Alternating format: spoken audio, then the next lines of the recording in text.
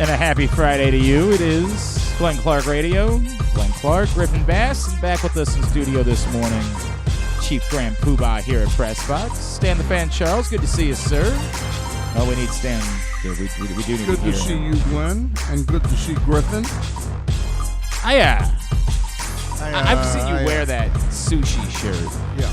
This is it your lucky? I feel like you've described this shirt to me before. Was it a lucky shirt? Was there a story behind that shirt? No, it was a gift from my sister.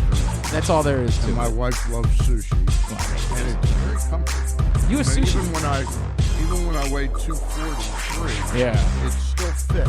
You know, and now I weigh like 220. It still fits. Oh, look at that. Yeah, are you a sushi? Not so much. You see, that's weird. That's weird that you a man who doesn't enjoy sushi. But I don't really see the show. That's true too. That's a fair point. That is a fair point. I'm busy looking at the girls. It's good to see you. I don't know who's is that your phone? Who's phone is that? It's fine. Jane texting the minute the show goes on. It's the way it normally works. That's the way it normally works.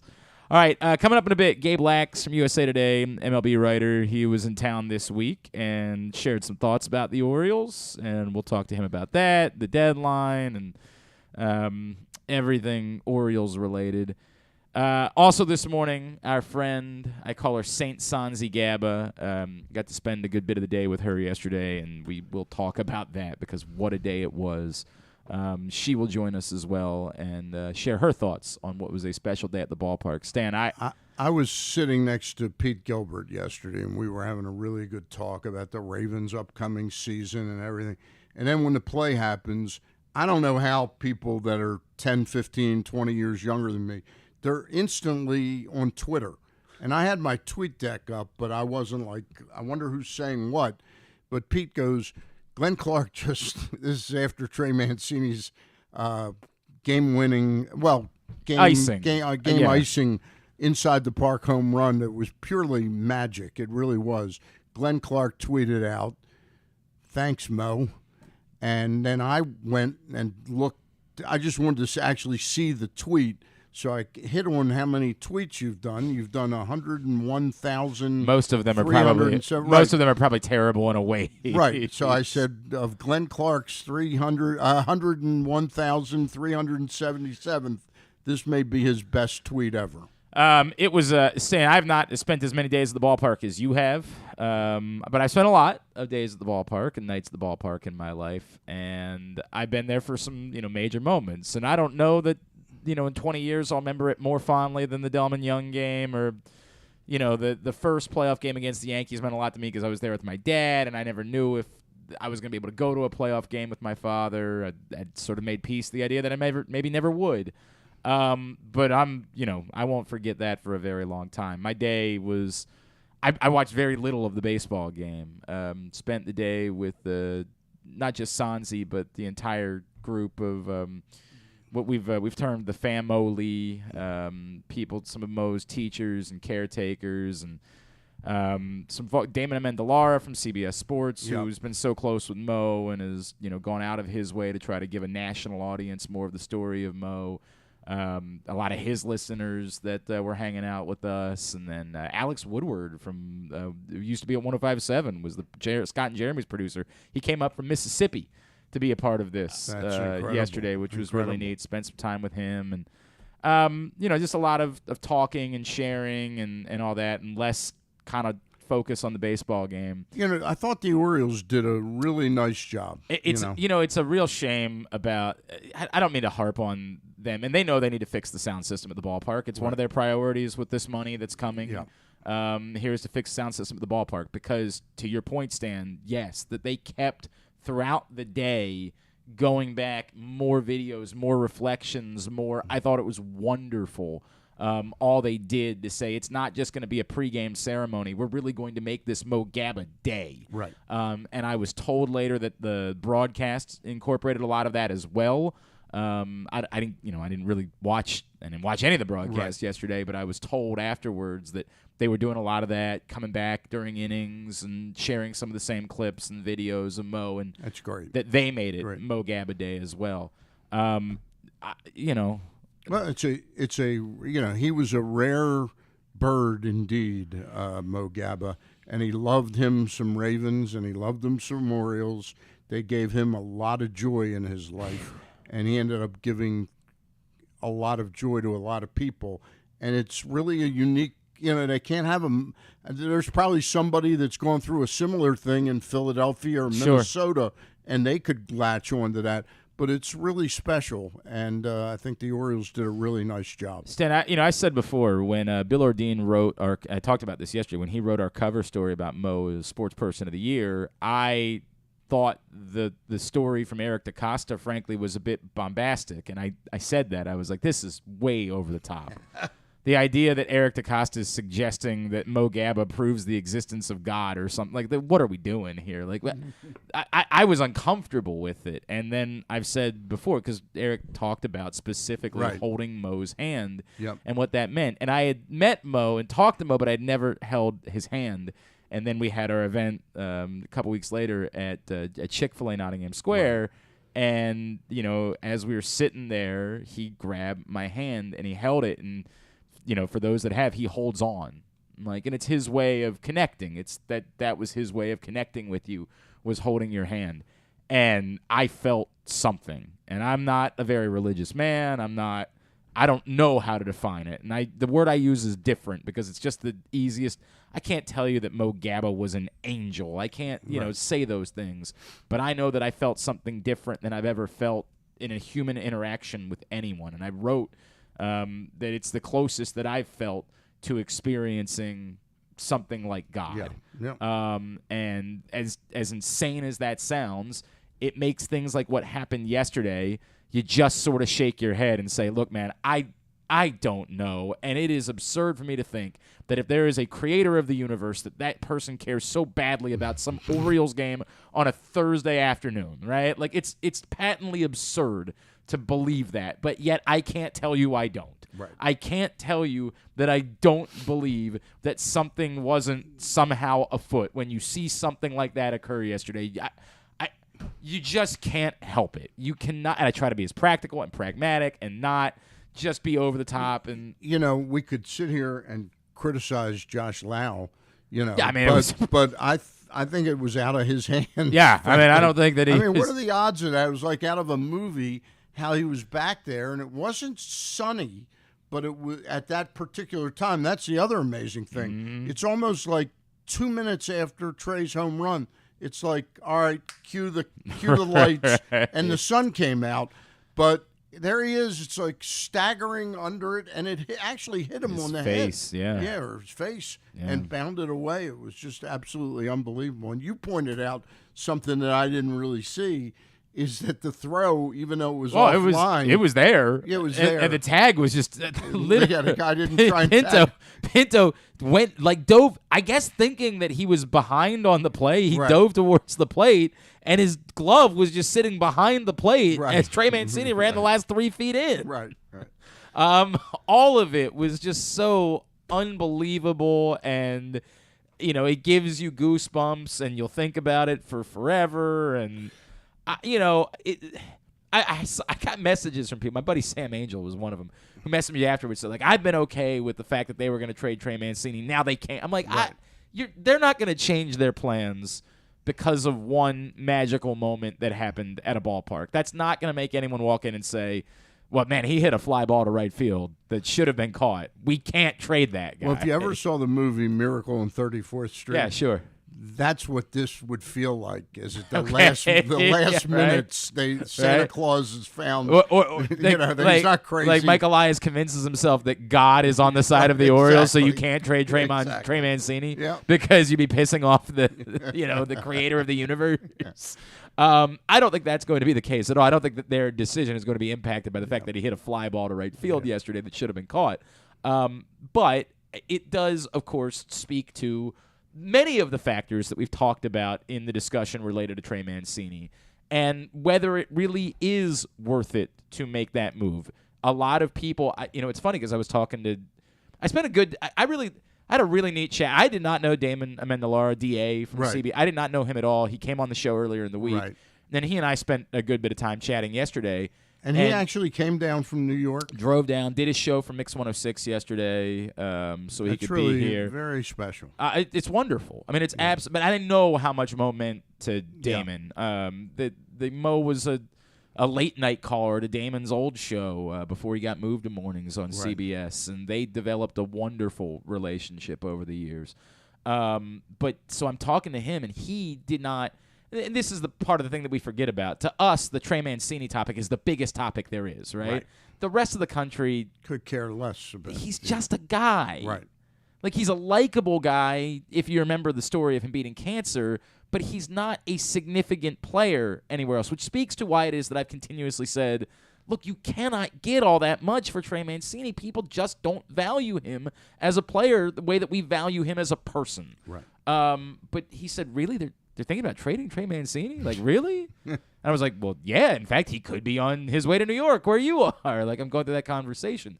And you know, it wasn't incredulous, but he was just so confused as to why the Orioles would move on from this guy. And I had to go through and run the gambit of the conversation about, and I said, like, for example, Griffin and I were sitting here chatting yesterday, and Griffin's like, hey, did you see the lineup for today? And I was like, yeah, I just saw everybody freaking out about the fact that both Cedric Mullins and Adley Rutschman are out of the lineup today. Right. And I said, as much as we scream about Trey Mancini, this is part of the conversation that they're having, which is, where are the at-bats for Adley Rutschman if he's not catching? And obviously he wasn't going to catch yesterday because it was a day game after a night game. He's not going to do that. There will not be a day, maybe with the season on the lining, like Game 162. Game 162 is still on, back to being on Sunday, right? Yeah, yes. They're back to doing that on Sunday afternoon. So maybe in that scenario, if they're a game out of a playoff spot or something like that, he would catch. I don't know, maybe he would catch the day after a night game, but he's not going to do that. That's never going to happen with Adley Rutschman. He will not be catching day games after night games. So if Trey Mancini's in the lineup, where are the at-bats coming from? Which is one of the things that when we freak out about the lineup that we saw yesterday, and a lot of people did, the reaction to the lineup yesterday was, what the hell is Brandon Hyde doing? How are you putting this lineup out there? Are you trying to win or not? Like, there was a lot of that on social media when everybody saw the lineup. And my thought back is, look, I don't want them to trade Trey Mancini, but this is part of the conversation. If Trey Mancini's getting at-bats, where are you stick Adley Rutschman in a corner outfield spot? Like, where are the at-bats coming for? And the answer would be no, you put Trey Mancini in a corner outfield spot, and then you'd have Adley Rutschman DH. But it's part of the equation as to what they're dealing with. I've said that's a problem you don't need to solve right now. I have maintained I just don't think that you're getting enough for Trey Mancini to make it worth it. And I'll change if they get some great return for Trey Mancini So here's the question I have with Trey Mancini, you know, and Gary Stein sort of hit me over the head with it last week when we were talking about it, is they obviously have had a plan, but when suddenly results way exceed what you were thinking you were going to do, and we can sit here and argue that Mike Elias knew what kind of team this was going into the season. I have been given multiple, I don't want to say I'm reporting this, because I have been given multiple people inside the organization that have painted for me that they definitely their motives, they were not planning to be in contention for a wild card and spot. Somebody would say, well, why would that matter? There is one specific thing, and I alluded to it yesterday in a conversation.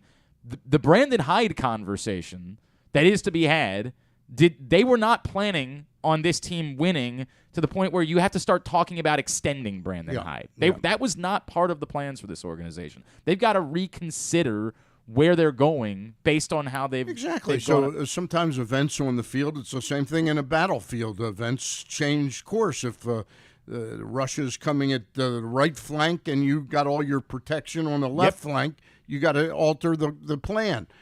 The question I have is what kind of, rather than what could we get for Trey Mancini and worrying about where the at-bats will come from, is what would it cost to sign him? If he's not worth that much in player return, how much is he worth for a 3-year contract? I've said this a lot, Stan. Yeah. Like the notion that there's going to be a robust market for Trey Mancini, even in the offseason. Yeah. I get that there are more teams that could be involved in the offseason than there are at the deadline, right? Because there is a team that could be.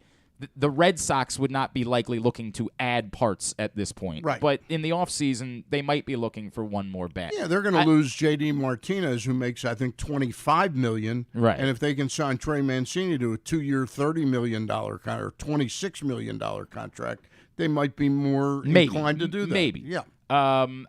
Nathan Ruiz and I were talking, and he was like, well, obviously you'd like to see Trey Mancini end up somewhere where he could play first base every day. And who is that team? Who is the team that's committing to Trey Mancini as an everyday first baseman? Well, it's interesting. I don't know who that is. You mentioned Boston. They've got a tandem right now of Dahlback and Frankie Cordero that is not doing what Trey Mancini and I don't know enough about Boston's system to know if they have some. They do. They actually do Tristan Castas. And my feeling is always first base is the spot. If you don't have Pete Alonso, if you don't have Jose Abreu, if you don't have your Jeff Bagwell type, someone who's such a masher and by the way, in the case of Bagwell, he was an excellent defensive first baseman. Yes, Some of these guys were excellent defensive first basemen. If you know who he was traded for? I don't know. Oh, you're gonna Larry Anderson. Oh, that's right. Oh my God, that's right. Yeah. Oh God, what a player Jeff Bagwell was. It's a pretty good September, God, August 31st acquisition. Yeah. Jesus. But if you don't have that guy, you protect first base for someone. We have to have someone play somewhere to get their bat in the lineup, so they go to play first base. The idea of spending real money on Trey Mancini to be an everyday first baseman, when, again, I like Trey Mancini, but he ain't Jeff Bagwell. He ain't a 40 home run guy. He's not a 30 home run guy. He's a good hitter. He's a solid hitter. He's a nice baseball player. I always hate having this conversation because it feels like I'm disparaging Trey Mancini. By no stretch of the imagination am I disparaging Trey Mancini, but he's another bat. For basically, he can get you an inside the park home run every once in a while. Every once in a while, He's and got like Mo once on in his shoulder. his that's true. That's true. It's the So same I get feeling back to that I my had. question Right. is what would are it the cost to- dollars? And when I analyze that, because I'm not as concerned with you about where Adley Rutschman is going to get I think there's nothing wrong with having Adley Rutschman have an actual real day off. I think it depends on how many you're giving him. Well, you know I'm what I talking mean? Like, about 10 or 12. I think I he think DHs 20 games. So you got a DH for 140 games that you got to find. I think there's enough at bats to go around. But anyway, that's my 2 cents, and I don't think it costs you an arm and a leg to sign him. No, I've never believed that it would be a ridiculous amount of money that it would cost to keep Trey Mancini. 39 to 45 million for 3 years. You have no problem with saying, well, he's going to be too old at the end of the contract.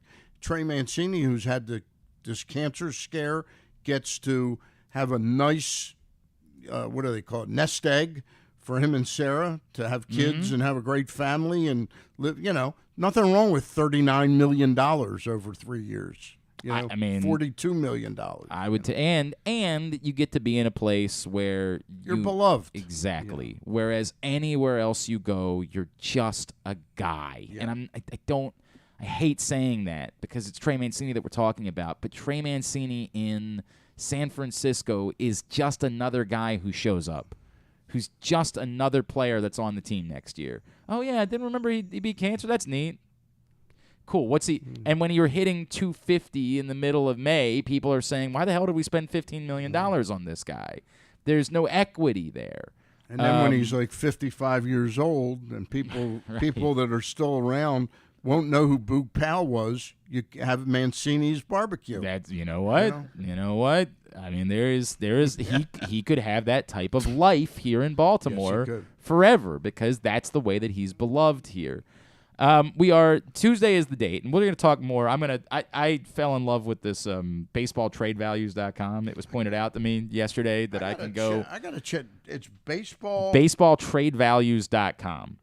And they have quite the formula that they use to put together what a player's potential trade value is, and they have a equation that works up to a number, essentially. Are you going to explain how that works? I mean, I want to do a segment about it later in the show. No, I'm kidding. What is right now, Stan? Yeah. You said a week ago we did our predictions, and you had them not trading guys. Yeah. When you did our predictions. I've changed on one player. I think there's a very real chance that if Mike Elias gets the right call, that Jorge Lopez. I watched Batista yesterday. Yep. And I've watched him for a while. I mean, God, what he's done over the last 19 innings that he's pitched is insane. You trade a good closer, and Jorge Lopez is a good closer, and he can be great on occasion. It's a real asset. The one thing that Luke likes to point out to me is that when he goes in consecutive days or 3 out of 4, which the great ones can do, his stuff is down a bit. Batista looks like he really can handle the job. Replacing that person isn't as hard as replacing the closer. So we have the closer in waiting. And, boy, if some team wants to throw me, say, a 21-year-old that we really like, it's a starting pitcher, and maybe a 19-year-old, that they go, well, he's 5 years away. We won't have a job when we, But that if you give me two pops for him, I think you got to turn it into something. I have felt far differently about Jorge Lopez than I felt every time we've talked about it for 2 months. I've said Jorge Lopez is an asset. He is something that can actually, unlike Trey Mancini, he can get you something. Yeah. If you can get a real price for Jorge Lopez, but I don't have the numbers for the last 18, but Steve Molesky shared Felix Bautista's last 8 games. 7 2/3 innings, no hits, no runs, 1 walk, 12 strikeouts, and 0 for 22 batters. He's retired all 22 except for the walk. Yeah. The 1 walk, 22 batters, no one has been able to. He's not perfect. That bum. Well, he stinks. Yeah, couldn't get anything terrible for him. And I've even made the argument that if you're going to trade, and I don't think they should, but if you're going to trade Trey Mancini, and what you do is you use these 2 trades. You get real value for Lopez, and then you maybe use Mancini to get one more relief arm for next year. The guy that becomes your next Dylan Tate. If Dylan Tate's going to slide into the Felix Bautista role, that you find somebody that you look around and say, we can't get a lot, but we can get something that could specifically help us next year. Yeah. There's an arm somewhere that in that organization, they're just another arm. But to us and all of the analysis that we've done in the same way that we were in love with CNL Perez and, there were teams that didn't care about him, we'd say we want that. And if that's the way you use those 2 trades, again, if you're going to trade Trey Mancini, which I don't think you should do, but if you are, that combination kind of works for me, that you think you've got the system in place to have a strong bullpen again next year, and then you're using the other trade in order to acquire multiple pieces that can add into what it is that you're doing in order to help long term. I'd listen to that. Again, I don't want it, but I'd listen to it. So this thing, what do they think would be a good comp for? I guess you just have to throw names in. Essentially, I want to say that because I want to get into a conversation. All right, great. I will tease this. Coming up in the 11 a.m. hour, I was presented earlier in the week. I said, look, I'm not – the one thing I've said all along about the trade deadline, I'm not suggesting the Orioles go crazy. I'm not suggesting they acquire players. I just don't think they should trade Trey Mancini. And I had a friend who reached back and said, but you think they should try to start adding players in the offseason. And you and I have talked about that. I think that this offseason is when they start to try to add pieces and prioritize winning moving forward. And he said, well, then why wouldn't they be in on Tariq Skubal? He's the perfect fit for a player that you would try to acquire that could help now as you're looking to compete the rest of the season and is under team control for another 3 years after that. Right, but why would Detroit They apparently are interested in trading Tariq Skubal, which I'll take him. Yeah, He's on my fantasy team. Oh boy, then we can't. But he had sorry, Stan, we won't be able to do that. We By can't. the way, I had a great conversation with Matt Holliday the other day. Jackson. Oh yeah, sure, of course, Mr. Right. Mr. Right, Holliday Mr. and Holliday, the family. Yes. I said, Matt, can I see you for 1 minute? He comes over. I mean, I'd introduced myself with him to him before, about 20 minutes before. And I said, I'm dying to know something. I said, I had you the year you were in the Yankees.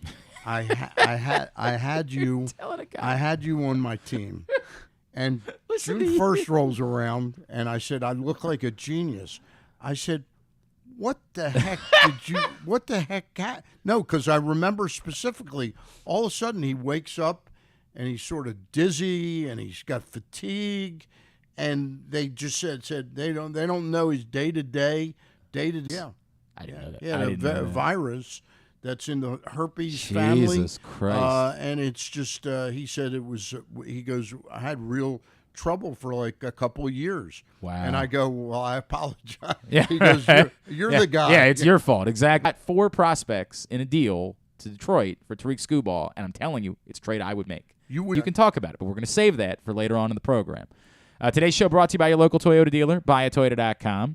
Whether your focus is luxury and comfort, convenience, technologically advanced, connected Toyota dealer today. A little more national attention for the Orioles of late. Some more national reporters coming into Baltimore. I know Chelsea James from the Washington Post was there this week, as was Gabe Lacques from USA Today, who's going to check in with us next. Dan the Fan is here. It is a Friday edition of Glenn Clark Radio. Hey Birdland, join in on the fun and celebrate the 30th anniversary of Oriole Park at Camden Yards on Saturday, August 6th, as the O's take on the Pittsburgh Pirates at 5:05.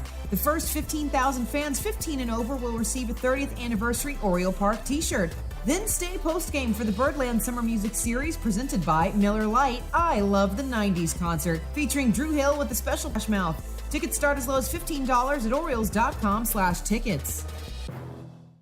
Sports fans, the wait is over. The all-new FanDuel Sportsbook is now open at Live Casino and Hotel in Hanover, Maryland. This is your chance to win big right in your own backyard. Bet on every sport with self-service kiosks and watch all of the action from the best seat in the house. Make every moment more at the all-new FanDuel Sportsbook at Live Casino and Hotel in Hanover. Please play responsibly. Gambling problem? Please call 1-800-GAMBLER or visit mdgamblinghelp.org. Get your tickets now for the premier high school lacrosse games of the year. The 17th annual All-America Lacrosse Boys and Girls Senior All-Star Games will be on Saturday, July 30th at Johns Hopkins historic Homewood Field. This is your chance to see the future lacrosse stars up close and in person as they showcase why they are the best in the country. Go to allamericalacrosse.com and get your tickets now. That first sip. That first bite. Start your day off right with a delicious breakfast at Royal Farms. Choose from a fantastic selection of fresh Royal Farms breakfast sandwiches and top it off with a rich hot cup of the freshest coffee in the world. At Royal Farms, breakfast is available day and night. It's the freshest breakfast in the world. Real fresh, real fast. Royal Farms.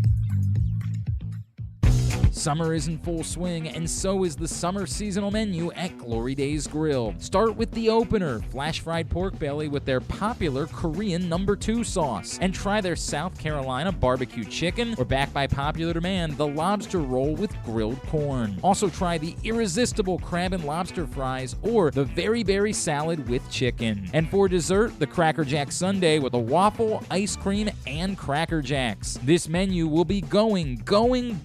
Find out more and get your order in at glorydaysgrill.com. Glory Days Grill, great food, good sports.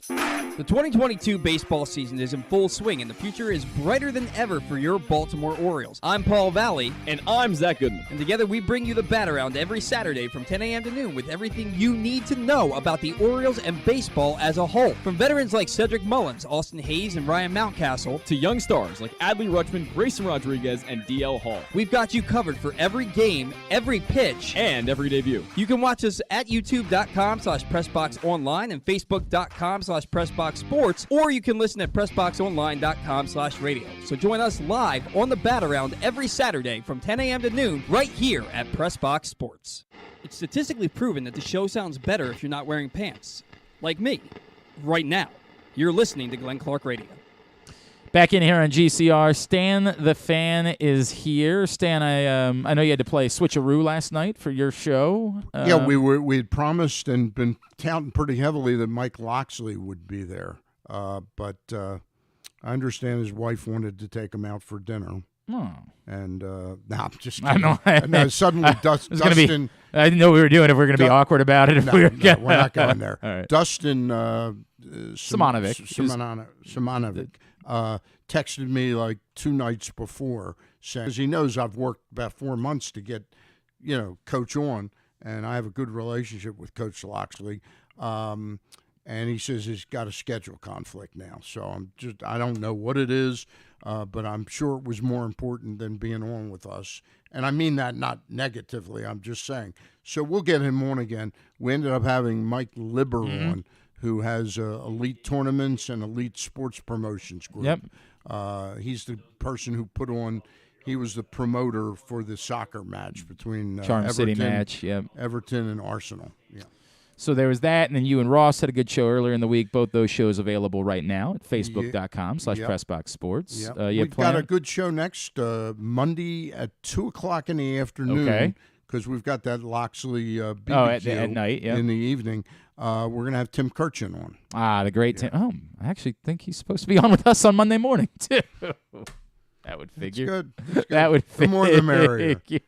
Maybe we'll move that around. So you said, no. Go for it. Because that's the day before the trade deadline. Yeah, that was. Yeah, that's the idea. That's funny. That's funny.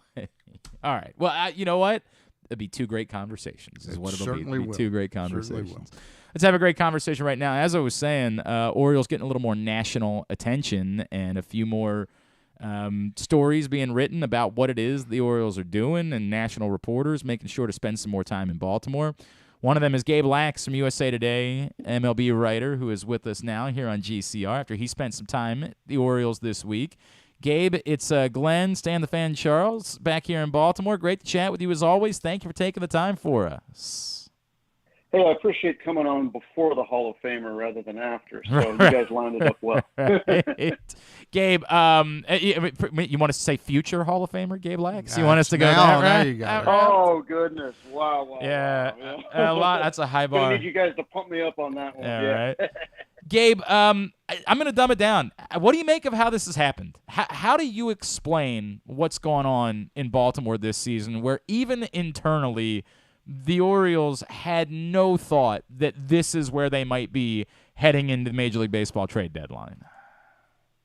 Yeah, it's really, really hard to explain. I don't even know if they could necessarily, despite all the proprietary information they have. I'm sure there's plenty of raised eyebrows around the warehouse. But, the 2 pieces that jump out at me is the ability to sort of finish off the development of players and have them take extra steps forward that they hadn't taken before, especially when you're talking about guys that you've brought into the organization like Ramon Urias and Jorge Mateo.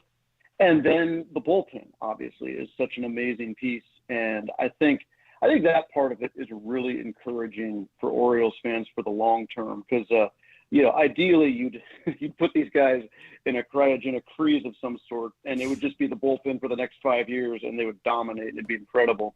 But it just doesn't go that way. Bullpens are so volatile. Yeah. But the fact that Mike Elias and his group can get this crew together and identify them, develop them, refine their pitch selection, and roll them out the way they are is really encouraging because that's the hardest thing to do in baseball. And the very best and most consistent franchises, and I'll bring these guys up a lot. I mean, this conversation, I'm sure, with the Dodgers, the Rays, they can do it again and again. And so as good as this group is, I think the greater encouraging sign for Orioles fans is the fact that this front office showed the ability to put it together, and they can probably do it again. Gabe, this is Stan. You bring up a point that is so important that got overlooked during the six years of Dan Duquette's, where he ran the operation. Buck was the manager. But several times, and I've talked to Dan about this, the inability to really develop Kevin Gausman, to develop Dylan Bundy, both rushed up to the major leagues, partly because of need and partly because of Bundy's contract that ensured when he would be a major leaguer. But he regrets that they were not able to finish off development. So I kind of laugh when people were so anxious to get Adley Rutschman up here, and now they're so anxious to get DL Hall up here, that this is the right way. Let them dominate at one level and prove that they've mastered that level. And Dan Duquette, for various reasons, couldn't do it. Yeah, and it's just it's a fascinating time right now because there's still some Duquette guys around drafted, and yet now they're being developed by the Elias administration. If you look at DL Hall's kind of the next guy, Grayson Rodriguez. So it's an interesting point in time where maybe Duquette's group was onto something with identifying players, but couldn't quite get them over the finish line. Over that course of time. It's interesting. I talked to Gosman about this last year, and he says, looking back, as he was starting for the Giants, he says he probably could have benefited from a little more time in the minor leagues, but he said he was with an organization where there just wasn't much depth, and it was like, here you go, and he kind of had to learn how to pitch in the major leagues, which is not easy. Not that he regretted his time in Baltimore, but it was tough place to learn, and I'm sure that's probably Dylan Bundy's experience too. So, Gabe, I think this deliberate approach we're seeing is great. Gabe, there's another point to that whole thing. Remember, Dan Duquette was, if we want to call it blackballed, whatever it was, Dan Duquette was out of baseball for a decade. And I think that some of the urgency he showed was him wanting to be back, having his name out there and being with a winner. A winner, Sure. Yeah. And it's such what a decade to be out of baseball too. I mean, so much had changed, and then in the decade since, so much continues to change. It's such a different industry, even from 5 to 10 years ago. So it's obviously the Orioles were overdue in a lot of places to update a lot of their apparatus, but it's much of this work is overdue, and now you kind of wonder, how much is this group going to be ahead of the curve? That's because that continues to be a harder and harder thing to do, just because so many teams are trying to do the same thing. So the fact they're finding some edges already is a pretty good sign for this regime. Gabe Lacques, USA Today, with us here on Glenn Clark Radio. Gabe, we're going to talk about how the impact and what they should do about the deadline, but I have really struggled with trying to define this question. We all know that Mike Elias is here for the long term, but we didn't know what Brandon Hyde's role in all of this was going to be. And as they've so vastly outperformed expectations, how much credit does he deserve? And to the point where, are you on the cusp of the Orioles having to think about whether or not they commit to him being the manager as they make the transition in the next phase of this thing? Yeah, I think the credit is seen in the fact that he's still here. That's really hard to do when you're talking about 3 seasons of just having to get kicked in the teeth and just not having the weapons. I mean, you've seen how it goes. An underqualified starter goes 3 innings, gets routed. The bullpen has to come in. You have to make a bunch of moves because now you need a fresh arm that's back up, and you're playing in the AL East.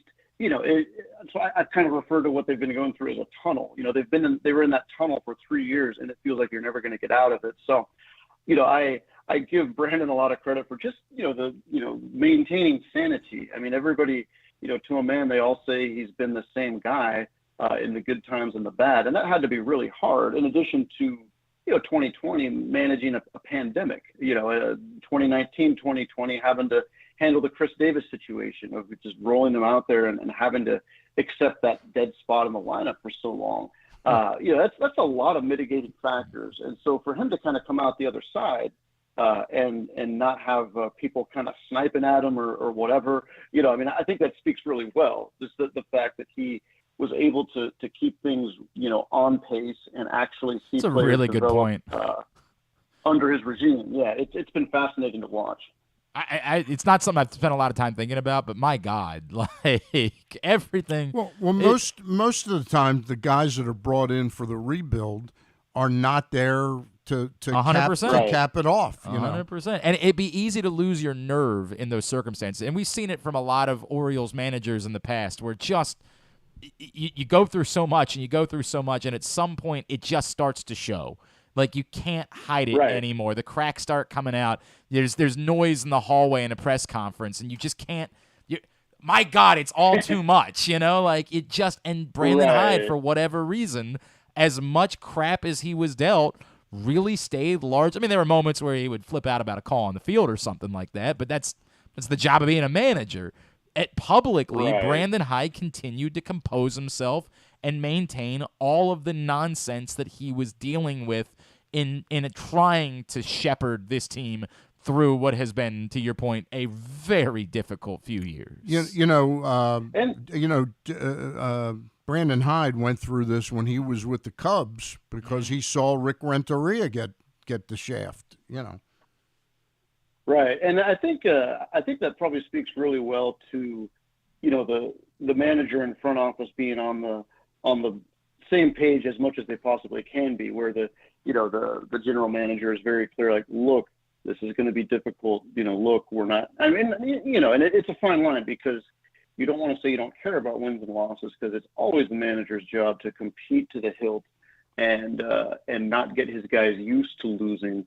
At the same time, you have to balance the expectations and not. I think what happens is eventually the competitive piece of it eats these guys alive. And maybe you take it out on your players. Maybe you take it out on the media. You're snapping at an otherwise innocuous question. Sometimes you got to let it out on the umpires, whatever the case may be. But again, I think it takes a very specific personality type to balance those two things. To that the angel on one shoulder saying, don't worry about it. It's a rebuild. The devil on the other shoulder saying, we just got beat up by the Yankees. We have to play them tonight. There's 3 guys coming up from Norfolk. I have no idea what they're going to have for me. Help, Right. It's right. All right, Gabe. So here we are. We're a couple of days away. The Orioles are 50-49. You're Mike Elias. What do you do? I still don't think they're gonna add. I'd be stunned by that, but. Do you hold on to Trey Mancini? Do you try to move, to your point about the bullpen, it is cyclical. Do you try to move Jorge Lopez if you can get a big return and have faith in what you do? What's your thought process as we get closer to August 2nd? Yeah, it's interesting. And I think, the one thing that is kind of good about sort of the new age GM is the ability to sort of, block out the noise a little bit. Not that they shouldn't be responsive to what fans want and what the team deserves. At the same time, this trade deadline doesn't have to be a referendum, an up and down referendum on what Mike Elias will be as a GM or what the hopes are for the Orioles. In other words, if they subtract a little at this point, it doesn't mean that they're always going to be constantly dealing talent away and playing for next year all the time. It's kind of like Lucy with the football. They're finally good, and whoop, we throw it away. Right. I think he can kind of do both. The more I think about it, the more I think Lopez might make the most sense. Trey, obviously, you would take the sentimental hit and maybe bum your fans out a bit, and you wonder what the return will be. I think there's a lot of teams that could use Mancini, but and some of them are kind of in their own division. I think he'd be a great fit with the Red Sox, for instance, with Bobby Dahlbeck just really scuffling, just to throw one out there. That said, who's a good trade partner for him? What do you get back for him? The risk reward there seems a little more minimal, whereas if you were to delete Lopez from the bullpen and elevate, say, Felix Bautista, and then add another guy at the bottom of the bullpen, you could conceivably now maybe the whole thing falls apart. Maybe this bullpen is just it's a little more tenuous than we look just because every piece is so impeccable right now. But you got to figure Lopez would bring a ton of value back, a controllable all-star closer.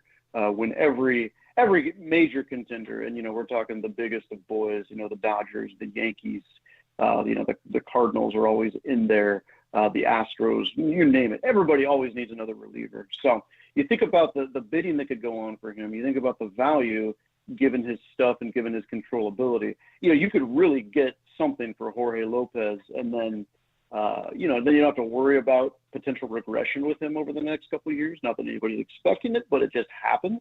So you take him out, you move everyone up one, and then you go and you try to find the next Cionel Perez. Yep. You try to develop the next Bautista. So that to me would make the most sense, and potentially only damage the big league clubs so much, assuming that all of the other guys continue throwing the ball as well as they have. I think we're all in agreement about that. I'm not trying to race to just toss Jorge Lopez aside. I want to make that clear, but right. I tend to agree. He's an actual asset, and you could actually get something legitimate for him. And I think this year has given us all a little bit of faith that they can figure out how to make the bullpen work in the coming years, and that they can find their next guys. And I think that's why we're more inclined to listen.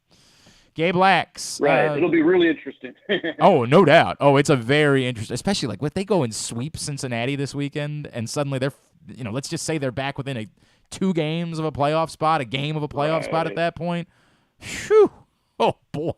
Funny thing about a wild card race, especially with 3 spots, it can look like a forest that you'll never get out of. But, just the just win baby concept is never more apt, because if you win, other teams are going to lose. If you just continue to win, that forest will thin out a little bit, and then suddenly it's like, well, we're in this thing. So the timing of the Reds conceivably coming up right now is pretty good for them, especially after going 5-5 against the Rays and Yankees. That's a really good showing. Right now, that third wild card spot with Tampa on top, 53 and 46, down to Boston. Again, you just took 3 or 4 from. You just took 3 or 4 from that. Right. And you've got 5 teams within 3.5 games. Right. Amazing. Yep. Absolute insanity. Yep. Yep. No doubt. 4.5 games. I'm sorry. 4.5 games. Gabe, what can we plug for you? Obviously, USA Today, usatoday.com, but social media. Yeah, I know you guys do some video stuff. What all can we plug for you? Absolutely. Yeah. On Twitter, at Gabe Lacques, GABLACQUES. If you like what you see and you hit the paywall, we're having a sale right now. So smash that subscribe button. We'll appreciate it. No doubt. And it's great to have a viable team around here to check out, and you look forward to definitely seeing what happens with this franchise going forward. I thought this week would be nothing but Ravens training camp conversation. It is really pleasant to be talking baseball in Baltimore. Kind of refreshing, huh? It is so refreshing. Gabe, thank you so much for taking the time for us this morning. Really appreciate it. Okay, you got it, fellas. Thank you. It's Gabe Lacques from USA Today joining us here on GCR. The Brandon Hyde thing, I was talking to John Heyman about this the other day, and I just said, how do you define it? Like, how do you define what his role has been in getting to 50 and 49? Like, what part of this do you credit him with? Is there any part of it that you say, well, maybe we actually have been puzzled by some of the things that he's done, and yet they've won anyway? Like, how do you define his role in this? I go back to the pandemic year when Team A, Team B, all the way to like Team G and H were having all those problems with multiple players that came down with the COVID virus, and the team they had to reschedule games. Mm-hmm. They had to bring up minor leaguers. The Orioles, I don't believe, missed a single game because of that. They had like one incident where a game was pushed back a little. I think that was the Marlins thing, too. I think that was a problem with them. Right. But no, I think you're right. And I thought it spoke volumes of how much respect the players had for Brandon Hyde. Think about it now. Literally every player on the 40-man roster is vaccinated. Yep. And I think we all know of a couple that are pretty conservative, that are pretty... they've made their political inclinations quite known over the years, and we've all kind of laughed about, well, who's not going to make a match, and we actually know because a couple weeks ago they went to Toronto, and Santander wasn't able to go, and a couple others. Well, now all of a sudden, whatever's going on right now, they're apparently all buying in. Yep. Every single one of them is buying into what they're doing right now to the point where they're saying, okay, we'll go ahead and get vaccinated. When it comes to Brandon, I wrote this about 3 or 4 months ago that I thought Brandon had already proven himself that I thought it was time to give him like a 3-year contract. I understand they have announced he's going to be back next year, but you don't. But that's like a that's a we token. don't want you to be a lame duck this right, year. right. This exists within sports. When we say that, that's not a commitment. That's you never want your coach, your manager, to be sitting in a lame duck situation. Listen, Mike is he is buttoned down, and he keeps everything the way he kept that draft pick, hidden from all of us, not a leak. But when I look at the boxes that Mike Elias would check off for what he'd want out of a manager, I can't see one box that Brandon Hyde hasn't checked off, for that deserves a 3-year, $8 million contract or something like that, where he knows he's going to make a nice chunk of money. There are times where we question decisions. A lot of us were questioning Adley Rutschman being pinch run for the other night in the 9th inning. And I think it's fair. I think we're never going to agree with every decision that a manager makes all the time. And I think there's plenty of times where maybe in hindsight, 2 days later, he might have said, you know what? Got caught up in the moment, maybe didn't think that one entirely through, kind of screwed the pooch there. And I can live with the fact that not everything is going to work out. Sometimes you're going to make decisions, and ultimately they're not going to work out, but you're trying in that moment to do the best thing that you can do to try to win the game. That's your immediate thought. In that moment, he thought having Ryan McKenna on the base pass would be a better scenario. I'm not convinced that Ryan McKenna is a drastically better base runner than Adley Rutschman is, and certainly not to the trade-off of having to take Adley Rutschman out of the game at that point. So that was where I was with I had the game against Tampa the other night where he let Yu Chang face Tyler Wells for a third time when he had lined out really hard to third base and doubled the next time up. And now it's like the 6th inning. And Ben McDonald said, he goes, I don't know. Or Jim Palmer. It was Jim Palmer. I really don't, this would be the time to pull the trigger and take him out. And he let him face him, and he got the go-ahead double, I think it was. Yep. That was in the roads. I was the trying to road do the math. game I'm like thinking of the Tyler Wells start tune. I'm like, that's not right. Yeah. And then I realized that's what you're talking. Then I also realized that Jim Palmer didn't call that game. Listen, boxes checked. Not one of those boxes is perfect tactical skill. He more times than not he's on where my mind is thinking. Like, okay, time to get him out, and he comes out most of the time. I think very highly of Brandon Hyde. I do. I certainly understand that. I don't. A lot of times it's easy for us to say you're only as good as the players you have, right? That's really what a manager is they're exactly as good as the players that they have. I think that if that's the case, then this is the most defining way to say he's really good, because on paper we know these players, this group, not to dismiss all of them, but this group sure as hell should not have 50 wins on paper. And it's not just even their production this year.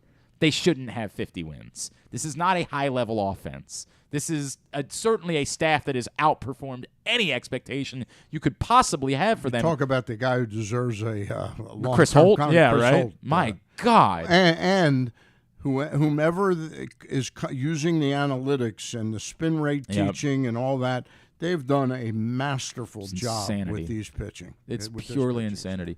What are you doing with Tyler Wells' rotation spot right now? I would probably, again, I've gone on record. I love DL Hall and want to see him up here and soon, but I want to see him in more of that master relief role. And maybe we've got the guy that replaces Bautista's role if Lopez gets traded. But I don't think the club is ready to go there. I think they view him as a starter right now. So I'd probably say him, but because I think the fans are itching to feel more of the future. So I'd like to see him or Matt Harvey. Matt Harvey pitched last night, and I heard he got hit pretty badly. I think he pitched. DL Hall got rocked 2 days ago. He gave up 6 runs on 6 hits in 2/3 of an inning. Oh my goodness! Yeah, my goodness gracious! By far his worst outing of the year. Perfect time to bring him. Right. That's you hate that. That's what we're talking about. Is that's where we are. Matt Harvey last night did indeed 5 innings, 6 hits, 4 runs, 3 earned. Yeah. 1 walk. I mean, it's not. How many strikeouts? 3? Just 2. Yeah, 2. Just 2. Just 2. So, yeah, not great. I actually, just want the start before that was even worse. Yeah. Yuck. He just still reminds me a little bit of a work in progress. I remember, if you look at Frank Tanana, when Tanana came up with I think he came up with the Angels, but ended up pitching for about 6 or 7 teams and lasted about 18 years. Yeah. His first 3 years, he was like a Matt Harvey. He was a phenomenal strikeout pitcher, but I think he was on the same staff with Nolan Ryan, so he couldn't be as good. But he was like he was tremendous, raw talent. And then he hurt his arm, and he had to go back to the drawing board. And there were lots of years where the ERA was in the high 4s and the 5, and then suddenly he just had this 6 or 7 year period where you could pencil in 200 innings. And he'd win 13. He was capable, right? He was a helpful piece. Yeah, exactly right. Piece. That's a good way to put it. The place to be for UFC 277 tomorrow night is the FanDuel Sportsbook at Live Casino and Hotel Maryland. Why would you pay $75 to watch the fights at home when you could watch the fights for free in the FanDuel Sportsbook and you can win money? Griffin's going to play some insane parlay where he's going to try to win like $1 billion. So tell us about that later. Put a dime on it. And we'll see. Stan's got to duck out for a second. That's all right. So we're gonna share that. That's my plan. We're gonna share that. Okay. Maybe for Live Casino's social page. I'm not gonna share, but you've got your parlay. Sure. Yeah, I got it. What would it pay out? Do you know off the top of your head? I don't know off the top of my head, but I have my picks. All right. Well, figure out how much it would pay out. Okay. All right. I want to know that. But the place to be is the FanDuel Sportsbook at Live Casino Hotel, betting on all of the fights in their 61 self-service kiosks. Think about football season plans. You know the Hall of Fame game is next week, by the way. The first preseason football game of the year is next week. Yeah. Is it the 11th? I thought that seems late. I think Thursday that's the Ravens. The Ravens' first game is the 11th. Yeah, the Hall of Fame game is next Thursday night, the 4th. Yeah, that's correct. So start thinking about your football plans. The email address, events@sportssocialmd.com. Whether you want to be there tomorrow night for the fights, whether you want to start thinking about your plans for football season, get in touch. They'll work with you, your group, whatever it is. Your fantasy football draft, a great place to be would be in the FanDuel Sportsbook where you can bet on the games like that first college football weekend. They keep trying to tell you the best place to be, the FanDuel Sportsbook, Live Casino and Hotel Maryland. Can I just jump in with it's like sort of my own ad Okay. about the Baltimore Orioles. Okay. I don't know when the last time you were at an Orioles game, folks out there. But for me, it was yesterday. You really ought to try it. Seriously. They go to Cincinnati for 3, then they're in Texas for 3. Mm-hmm. They come home for a weekend series against the Pirates. Which is the anniversary celebration. The anniversary celebration, Cedric Mullins bobblehead night. And I think concert. And isn't Boot there is a bobblehead? Is it the same weekend? I think it's the same weekend. Then Toronto comes in for 3 games. Then we go to Boston for 1 game. I don't know if that's probably a makeup. Yeah. We go to Tampa again for 3, Toronto for 3.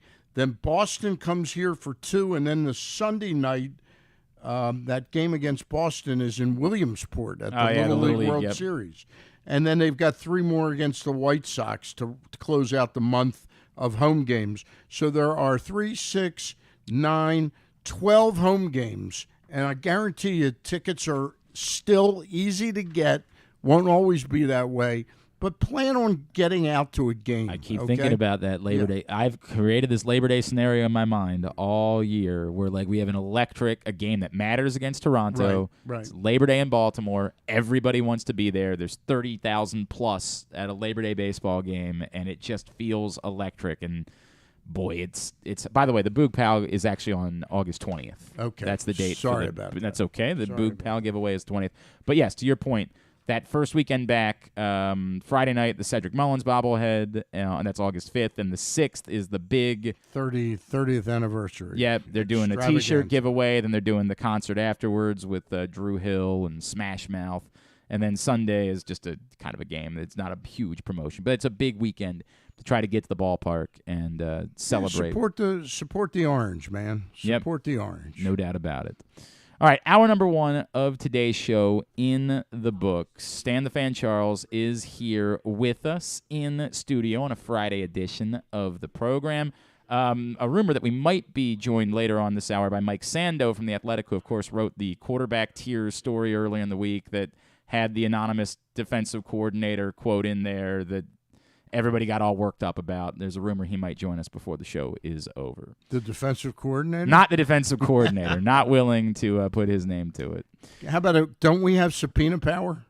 I don't think we can get him to testify for 5 hours. I don't think that's going to work. Dan Snyder did 11 hours. Is it 11 that he ended up doing? Jeez. So before then, something far more important. It was really wonderful to spend some time with our next guest yesterday on what is obviously an incredibly difficult day, as it was 2 years to the day that her son passed away. But, boy, it was a magical day to be at the ballpark, and it was pretty clear that Mo was there, and we felt his presence throughout the course of that game. I call her Saint Sonsy. We love Sonsy Gaba, and she's back with us now here on GCR. Sonsy, it's Glenn. Stan the Fan is here with me today. Gosh, it was so wonderful spending the day with you yesterday. Thank you for taking a couple of minutes this morning. No, of course. It's my pleasure. Can you put into words what a day like that, I can only imagine how painful it is to see the date on the calendar and to think about, 2 years ago. But can you put into words what the entirety of yesterday was like for you? I can't even put it into words. It was emotional, but just seeing all the love and support and everything. Just imagine that Camden Yards into something just to honor Mo yesterday. And yesterday was a lot easier to deal with. We're having a little bit of a connection problem, Sonsy. I'm going to have Griffin try to reconnect with you and get that squared away because I don't want to miss anything that Sonsy Gaba is saying this morning because, it's Sonsy Gaba that we're talking to, and it is far too important that we don't miss out on those things. Mo is up there. Yeah, messing with the controls. Yeah, right. Messing with the controls. 100%. Having some fun with her. Well, of course, Mo famously would sneak off without Sonsy knowing to call into radio shows, and she would find out later when somebody would message her and be like, "I'm pretty sure I just heard your son." Calling into a radio show, and she was like, "What? What was he doing? I don't understand that at all. That doesn't make any sense whatsoever." Sonsy, of course, threw the first pitch yesterday, and extraordinarily fitting that it was to Trey, and again, what might have been his last home game in Baltimore, which is a sentence I don't much care for, but that's the reality of it, and everything was just really kind of beautiful. It was just, it was pitch perfect, frankly, is the best way to describe it. It was pitched perfect the way it was supposed to go. Let's try it again with Sonsy Gaba, who's with us here on GCR. I'm sorry, Sonsy, we weren't hearing, and I just want to make sure everything you say, it's so important. What did it mean to you yesterday? It meant everything. Because yesterday, of course, was very emotional and by far the worst day of my life, but just being at Camden Yards and just seeing everyone and seeing all the output, all the support and all the love they showed for Mo was awesome. It's wonderful. Oh, it was so wonderful. And, of course, that's the thing that struck me, Sonsy, is what your son was able to do in this city in the short time that he got notoriety. It's remarkable. It really is. And it really filled me up yesterday with a big smile on my face. I miss Mo, but what he accomplished is just beyond belief to me. Thank you. Sonsy, thank you so much. Sonsy, how much did you feel him yesterday? I'm telling you, even before we got to the end of the game, and he clearly impacted, and we'll talk about that in a second. I felt his presence. I know I've talked to you about like times where you hear a song in the car and you're like, okay, Mo's there. How much did you feel that when you got to the ballpark yesterday? Well, it was a number of things because it was supposed to rain yesterday, and it didn't. Yep. So, well, okay, Mo, that's one. And then I was okay, and as soon as we were getting closer to the Camden Yards, I was like, you know what? I feel his energy now. And it all started to set in like, this day is for you. Wow. And it meant everything. And then, like I was saying, everything, like just going to the ballpark and just feeling energy and just interactions with Trey was different. and I wasn't crying as much. I'm like, okay, Mo, thank you. Sonsy, how much did the Orioles mean to Mo? They were like his first love. I mean, he loved the Orioles and the Ravens, but the Orioles were his first love. Yeah. And he, like, his quick to picks with Jeremy and Scott and all that stuff, and that's how started everything. And yeah, he just fell in love with them first, and that was his home. Yep. Trey, Sonsy. I don't even know how to ask a question about it because I think you and I have talked. I'm not a very religious person, and I remember Eric DaCosta talking about holding Mo's hand the first time and like feeling that maybe it was the presence of God, and I was like, I don't know about that. And then I held Mo's hand for the first time, and I walked away and said, okay, I was wrong. I felt the presence of God right there. Wow. That moment yesterday. I don't know how powerful Mo is up there. Like, I don't know if he gets to call all the shots. but how in the world do you describe and just conceive what occurred in the 8th inning yesterday on Mo's day? I honestly, I can't put it into words. I feel it's like nothing but Angels in the Outfield vibes. Mm-hmm. I honestly think that's what it was. Because it was like there was no reason why that man couldn't have caught that, and then for whatever reason he missed. I'm like, okay, Mo, you did that. There's no doubt. There's no question. He had to have a hand in it somehow. The final thing for me was after the inside the park home run, which Glenn aptly thanked Mo for. Was all of a sudden, as you said, Sonsy, it was supposed to rain yesterday, and it was overcast sort of the whole day. It was a haze. But as soon as Trey hit the home run, it was like Mo almost like cued all right, lights. Time for the sun. Time for the sun. Right. Yeah, it was crazy. It was just like unreal, honestly. Unreal. You shared a piece of artwork that apparently, and I don't know who it was that came up with it, but for those that haven't seen it, we'll retweet it. It's this piece of artwork that someone made of Mo holding a magnifying glass from heaven over the sun in order to shine it into Josh Lowe's face. And I saw how much it meant to you. It's really beautiful. It's just really beautiful, isn't it, Sonsy? Yeah, it is, because it seems like everything that everybody felt before that, we all saw that picture, was described in that picture. It's perfect. Without a doubt. It's so perfect. How much, there's a commitment, it seems, from the Orioles to make sure that July 28th will always be Mo Gaba Day for this franchise, for this city. And again, knowing that date's not going to change for you. Every time we get towards July 28th, you're going to think about July 28th, 2020.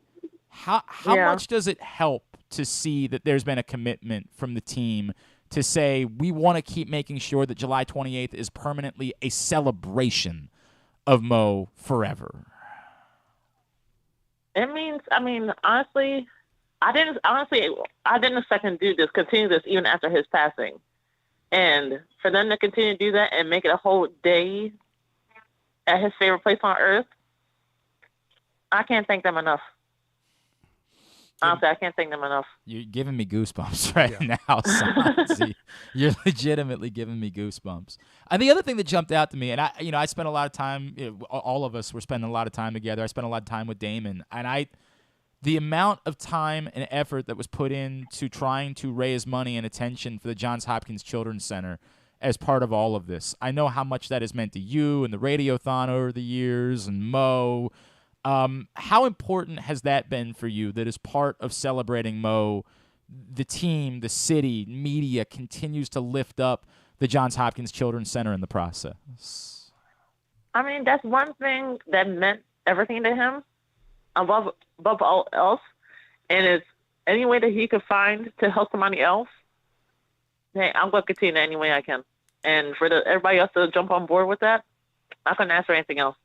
It reminded me of when he did the show with Jeremy, and again, it's all about him. And of course, he started the show by wanting to talk about one of his other friends. Like, it just the selflessness that was so impossible, right? Like, Oh, it just reminds me. Here it is. It's Mo's Day, but we need to make sure we share it with all of these other kids that are going through what they're going through and trying to lift them up too. Yeah.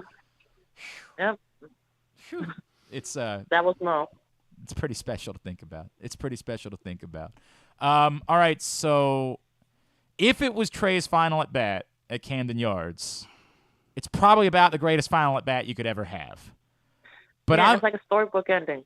I'm going to imagine that if you had your way, you would say, hey, maybe it shouldn't be Trey's final at bat at Camden Yards. Maybe we should try to keep him around for a little bit longer. Yeah, when we were talking, we chatted for a little bit throughout the first pitch. And I just was like, I don't know if it means anything. I said, please don't go. I don't want you to leave. I mean, do you think you want him over? Do you think you got him to say, I refuse, I won't go? Or maybe, worst case, he gets traded, he'll sign back here at the end of the year. All right, Sonsy, I can't leave you. Yeah, it's just like for him to leave, it won't feel right with him not being on the Orioles anymore. There's no question that it would leave an empty feeling. I guess, can I ask you to put into words, and because I know it's not just Trey, I know how much Buck did and how much, Adam Jones was so special for Mo over the years, but specifically Trey, can you possibly describe what that relationship, what he's meant to you, to your family over these years since he's been here? It's crazy to even put into words that he's become family now. Even now, with Mo being gone, and still we keep in touch, and nothing has changed, and that means the world to me. That everything still continues, even with Mo up in heaven now, and that's what everybody was thinking. Like, I noticed that with him being gone, people kind of like fade away, but all the people that meant so much to him, they're still here, and I couldn't ask for anything more, and I'm so thankful for it. Oh, it's real hard to hold back tears right now. That is really okay. Don't hard. cry. I cried enough. I'm sorry. I'm so sorry. I'm so sorry. Oh, God. I guess at 70, my tears aren't there anymore. I just have seen too much of it. But what a special young man you brought into the world, Sonsy. Thank you. I know that our friend Dean Tejada from Thread Level Midnight is continuing to sell the Be Momentous shirts, and money from that is going to the Johns Hopkins Children's Center. So we'd ask everybody to go to threadlevelmidnight.com right now and get your Be Momentous shirt. It is perfect. It is really, I got mine. Dean brought me mine yesterday. It's a perfect shirt. And I know there's plans to try to do even more, Sonsy, right? And that we're going to keep, we talk about, one of the reasons you and I have talked about that we felt an obligation. It's why we renamed our sports person of the year the Mo Gaba Sports Person of the Year. Keep his memory alive in as many ways as we can. Yep. Yeah. And to continue to let people know Mo's story and what he's all about. Sonsy, I love you so much, and I was so happy to spend the day with you. And I said it, I've had a lot of magical days at the ballpark over my life, but I don't know that there was one that will mean more to me than spending that day at the ballpark with you all yesterday. Thank you, as always, for taking the time. You're more than welcome. You're more than welcome. Love you, friends. Love you, too. See you soon, Sonsy. Sonsy Gaba. Okay. She's a remarkable woman. Yep. It was a remarkable day yesterday. It was a remarkable day. All right, when we come back in, I want to dive into some trade talk. Okay. I told you, I made a trade. I acquired Tariq Skubal. It works. Can you do one thing during the break, though? Can you throw in another name to acquire and see if it works? Who do you want? Brady Singer. Of the Kansas City Royals. I can see what it would take in order to get Brady Singer. I can work on that right now. All right. We'll talk about that when we come back in. Lot to do as we continue. Hour number 2 of Glenn Clark Radio. Summer is in full swing, and so is the summer seasonal menu at Glory Days Grill. Start with the opener, flash-fried pork belly with their popular Korean No. 2 sauce. And try their South Carolina barbecue chicken, or backed by popular demand, the lobster roll with grilled corn. Also try the irresistible crab and lobster fries, or the very berry salad with chicken. And for dessert, the Cracker Jack sundae with a waffle, ice cream, and Cracker Jacks. This menu will be gone. Find Find out more and get your order in at glorydaysgrill.com. Glory Days Grill, great food, good sports. Get your tickets now for the premier high school lacrosse games of the year. The 17th annual All-America Lacrosse Boys and Girls Senior All-Star Games will be on Saturday, July 30th at Johns Hopkins' historic Homewood Field. This is your chance to see the future lacrosse stars up close and in person as they showcase why they are the best in the country. Go to allamericalacrosse.com and get your tickets now. The latest edition of PressBox is available now, and it's our very first Salute to Coaches issue. On the cover, we recognize Ravens coach John Harbaugh ahead of his 15th season. Also inside, find tributes to Navy football coach Ken Niumatalolo, UMBC soccer coach Pete Caringi, Maryland soccer coach Sasho Sorovsky, and field hockey coach Missy Maharg, Mount St. Joe basketball coach Pat Clatchy, and Poly basketball coach Kendall Peace. We also honor recently retired Johns Hopkins lacrosse coach Janine Tucker and Calvert Hall baseball coach Lou Eckerl, the athletes whose lives these coaches have impacted, offering insights on what makes them special and why they've stood the test of time. PressBox is available for free at over 500 area locations, including 60 Royal Farm stores, and you can always find the entire edition, as well as the best daily coverage of the Orioles, Ravens, and Terps at PressBoxOnline.com. That first sip. That first bite. Start your day off right with a delicious breakfast at Royal Farms. Choose from a fantastic selection of fresh Royal Farms breakfast sandwiches and top it off with a rich hot cup of the freshest coffee in the world. At Royal Farms, breakfast is available day and night. It's the freshest breakfast in the world. Real fresh, real fast. Royal Farms. Sports betting has come to Maryland, and we're ready to help you win some money. Tune in for Simply the Bets every Tuesday morning at 11:40. FanDuel Sportsbook GM Leon Twyman and VSiN's Aaron Oster join the guys every week to give you all of the info you need and offer you a few winners. And every other Thursday at 11:40, tune in for Weekend at Bookies as Andrew Stecca and Alloy Sports' Brad Kronthal help make you some money for the weekend. So come win some money with us on Simply the Bets every Tuesday and Weekend at Bookies every other Thursday. Brought to you by the FanDuel Sportsbook at Live Casino and Hotel Maryland. Listen at PressBoxOnline.com/radio. Watch at YouTube.com/PressBoxOnline. Don't forget that full episodes of the show are available for free on Apple, Spotify, Amazon, and YouTube. But warning, you get what you pay for. You're listening to Glenn Clark Radio. All right, back in here on GCR. Stan the Fan Charles is in studio with us. All right, Stan. Did my trade work? Well, we got to figure out what we want to do in order to make it. Okay. So we'll get to that in 1 second.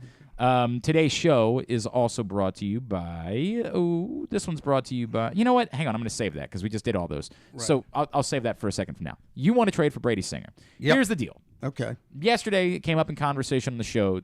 Tariq Skubal, who Ken Rosenthal reports the Tigers are willing made him available. Are made him available, and apparently have made everybody available. There is absolutely a possibility that by making him available, what they're really saying is, you want to give us everything? Sure, we'll let you have Tariq Skubal. And if that's the case, he's not going to get dealt because as good as he's been, he's not the guy that anybody's giving up everything for at this point. But I was pointed to, as I was asking yesterday, what really would it cost in order to do a trade? I was pointed by a couple of listeners to baseballtradevalues.com, which is a really remarkable resource. Baseball Trade Values it is, I'm going to try to go through, they create a value, a point value for every player at the major league level and every player at the minor league level. They use a very high-level system in order to calculate this value. It includes the player's WAR, the projections, how a player is trending, his age, years of control, whether they're at any sort of injury risk, any sort of roster risk, like could they be a player that a team would have to move on from anyway. They have an incredible calculation that they come up with in order to identify a number value in relation to a specific player. So, I just said, well, heck, let's find out. What would it actually cost in order to get Tariq Skubal? So I went into baseballtradevalues.com, and I popped in Tariq Skubal, and I found out that their equation gives him a value of 48.5 points. makes a lot of sense. That's a very valuable player. He is under control through 2027. He is a young player. He is a player that's coming into his own. There is so much there with Tariq Skubal that it makes sense that they view him as an extraordinarily valuable player. So I got to come up with 48.5 points, essentially, in Orioles prospects in order to make it work. So I know I need some big fish, but I don't want to go with the biggest fish. I don't want to throw in Grayson Rodriguez, DL Hall, or Gunnar Henderson, right? I don't want any of those three involved in a trade for Tariq Skubal. Right. So I throw in the guys that I think are the next guys, Jordan Westburg and Kobe Mayo. As it turns out, they think Kobe Mayo is even more valuable than Jordan Westburg. They've got Mayo at 17.3 points. They've got Westburg at 15.8. So I'm on my way to being able to get there. I toss in Kyle Stowers, and then I toss in Connor Norby. And the group of Mayo, Westburg, Stowers, and Norby gets me to 48.4 points, almost identical, literally a tenth of a point off of Tariq Skubal. Okay. And I say to myself, I don't want to give up these players, but suddenly we're looking around in the middle infield and thinking the Orioles are fairly deep there. Jackson Holliday being added into the mix. Gunnar Henderson, of course. Might be a third baseman, but could be a second baseman. There might be an argument for Ramon Urias and Jorge Mateo being a part of the equation moving forward when we thought they were nothing other than placeholders. Yep. Cesar Prieto is a player that's thought of within this system. Suddenly I'm pretty deep. I could sacrifice one. Same thing with the outfield. Kyle Stowers I know is thought of, but think about everything that's coming behind that with Colton Cowser and Heston Kjerstad and, where's there going to be room for all these guys? All of these guys. Connor Norby is a, kind of thought of prospect, not all that thought of. Kobe Mayo is the one that would be the hardest to part ways with in all that group because Kobe Mayo as a hitter looks like he could be special. Like he looks like he might have a bat that's a little bit different than everybody else's bat. So that's the one, that's the pain to me in doing this deal is giving up Kobe Mayo. But as I look at that group of four, I say to myself, I'm not seriously denting any particular area, and I'm getting a player that appears to be on the rise as one of the better left-handed pitchers in all of baseball. I'm willing to make that deal. What say you, Stan the Fan Charles? To me, on the surface, that's a little much for me to give up for Tariq Skubal. And don't get me wrong, I like Skubal. I think he's a good pitcher. I have him on my fantasy team. Which, again, means we can't. We're going to have to stay away. Well, it would ruin him. But yes. I'll let you know now. If we acquire him, I will not pick him. I'll drop him for next year. Thank you for being a team player. Is that calculated into the trade value? Stan the Fans. So for me, I wouldn't do that trade. Griffin, what about you? Would you give up that group of four for Skubal? Yeah, I think I would. Okay. I think I would. Skubal has a chance, especially coming to Baltimore. Skubal has a chance to become really, really I posted special. the screen cap on Twitter, and I got a very mixed response. Almost dead 50-50 of people who wouldn't. Well, I get it. It's a lot. Because people have begun to fall in love with all these future names. But I purposely. But you make a good point about where's there room for all these guys. And I'm not. I don't want it to be Henderson. Yeah. But Westburg, I think I could live. There's also Joey Ortiz, another name we could bring up, is all of the middle infield prospects that are coming up. You said, well, let me throw a different name at you. Yeah. And let me see if that name would work. And the name that you threw at me was Brady Singer of the Kansas City Royals. Why? Well, I had him last year. Oh, God. Stan, we can't. Yeah. We have to stay away. I had Corbin Burns on my team last year, so let's trade for him, too. Oh, wait, I don't think that's Corbin Burns is not the guy Milwaukee's looking to trade right now. I don't think that's going to work. Tariq Skubal, Brady Singer to me has I think he's gotten in a funk with the Kansas City Royals, but look at his last 5 or 6 games. He's consistently now striking out in double figures. For the season, Brady Singer, 3.51 ERA, 1.13 WHIP, and in 84 innings pitched, he's had 91 strikeouts. Okay. A lot to like about Brady Singer. Yeah, if you go through his last 5 games, they've really been. There's been an uptick in his strikeouts. In July, he has made 5 starts. Right. In July, he's pitching to a 2.05 ERA. Right. A 1.1 whip, so the whip's still about the same Right. thing.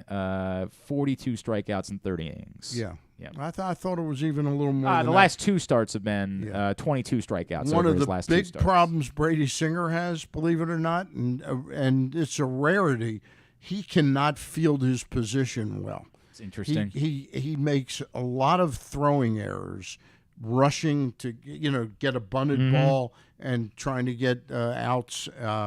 So he's a little tricky that way, but I really like him a lot. So now 2 things to point out. One, we don't have anything that suggests the Royals are trying to trade Brady Singer. So we don't have like what we had with Scooble, which is why we brought it up. But just perhaps. Yep. BaseballTradeValues.com has him at 18.4 points. That's what they value him as. And what was Scooble's value? It was 48. They have Scooble that much more valuable. 48.5 for Scooble, 18.4 for Singer. So you could come up with Singer I'm by coming up putting like together Kobe Mayo. Well, Kobe Mayo alone would basically do it. Kobe Right. Mayo, they have at 17.3. Essentially, Kobe Mayo, and toss in, Anthony Servideo, and you could get it done. Right. Something like that. They believe that Mayo, so you could probably do it because Mayo is one of the guys that you start to look at and you say, this guy might be although, geez, He might be a stud, but Brady Singer might be a stud for you as well. I hear you. I'm willing. Interesting. I'm willing to listen. They would have. You could do a deal. Norby and Stowers combined. Yeah, I like that better. Would equal Singer essentially. Singer. Yeah. Norby, Vavra, and Hudson Haskin might equal Singer, something like that. They would make that work. Yeah. Let me throw one other report that Ken Rosenthal made out to you. Ken Rosenthal says the Astros would be willing to deal Jose Urquidy. I like him. The story that he put up on The Athletic, I'm just going to I'm going to just read Ken Rosenthal's story. Keep in mind, Elias was the minor league development director for the Houston Astros, so still knows their system very well. If the Astros fulfill their quest to trade one of their starting pitchers, they will not be getting prospects in return. No, the Astros would justify the move to its clubhouse by acquiring major league help, according to sources with knowledge of the team's thinking. Ideally, that player would be a catcher or a center fielder under club control beyond this season. Now, I'll skip to get to that point. Who might that player be? Good question.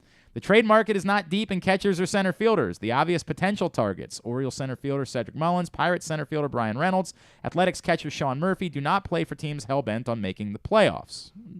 I'm hell-bent. I'm okay with the wording of that. Yeah. So the motivation for those clubs to meet the Astros' price for an established starter would not be especially strong. The Orioles are a possible exception. As a surprise wild-card contender, would they move 3 additional years of club control from Mullins for 3 of right-hander Jose Urquidy if the Astros are also willing to include center fielder Jose Siri and prospects in a larger deal? Is Urquidy under control for 3 years? That's what Ken Rosenthal says. I will double-check that right now. I'm not that interested in Siri. I wonder if they would make the deal for Mullins and, say, a prospect like Norby. Okay, for Urquidy and Chas McCormick. That's what. By the way, indeed, Urquidy is not a free agent, and he's arbitration eligible for the next 3 seasons. Okay. Yep. So there is. That's the same thing that Mullins is. Yeah. Exactly right. So. Yeah, I would give up Mullins. I would give up Mullins and one of those, either probably Norby, to try and get McCormick out of the deal coming back rather than Siri. Would you? I've heard some sketchy stuff about Siri's character. Oh, okay. Yeah. All right. I don't know anything about that, so I don't want to speak out of turn. Look, Urquidy is extraordinarily appealing. There's no getting around that. Yeah, he's a really solid pitcher. Really good pitcher to kind of fortify your rotation for years to come. And the question is, do you think you might be selling high on Cedric Mullins? Is it possible that that what we've seen this season is really what Cedric Mullins is, which is still a good ball player. 100%. Yeah. I don't want to take anything away from that. That's a guy that you can put in your lineup every day and feel good about, but is not a particularly high-level type of player. Are you convinced that this is what Cedric Mullins is, and it's best to sell high coming off what was an extraordinary season, there still being people that might believe that he could be that guy? That's kind of my belief in Cedric Mullins, that the 30-30 season, we're never going to see that again.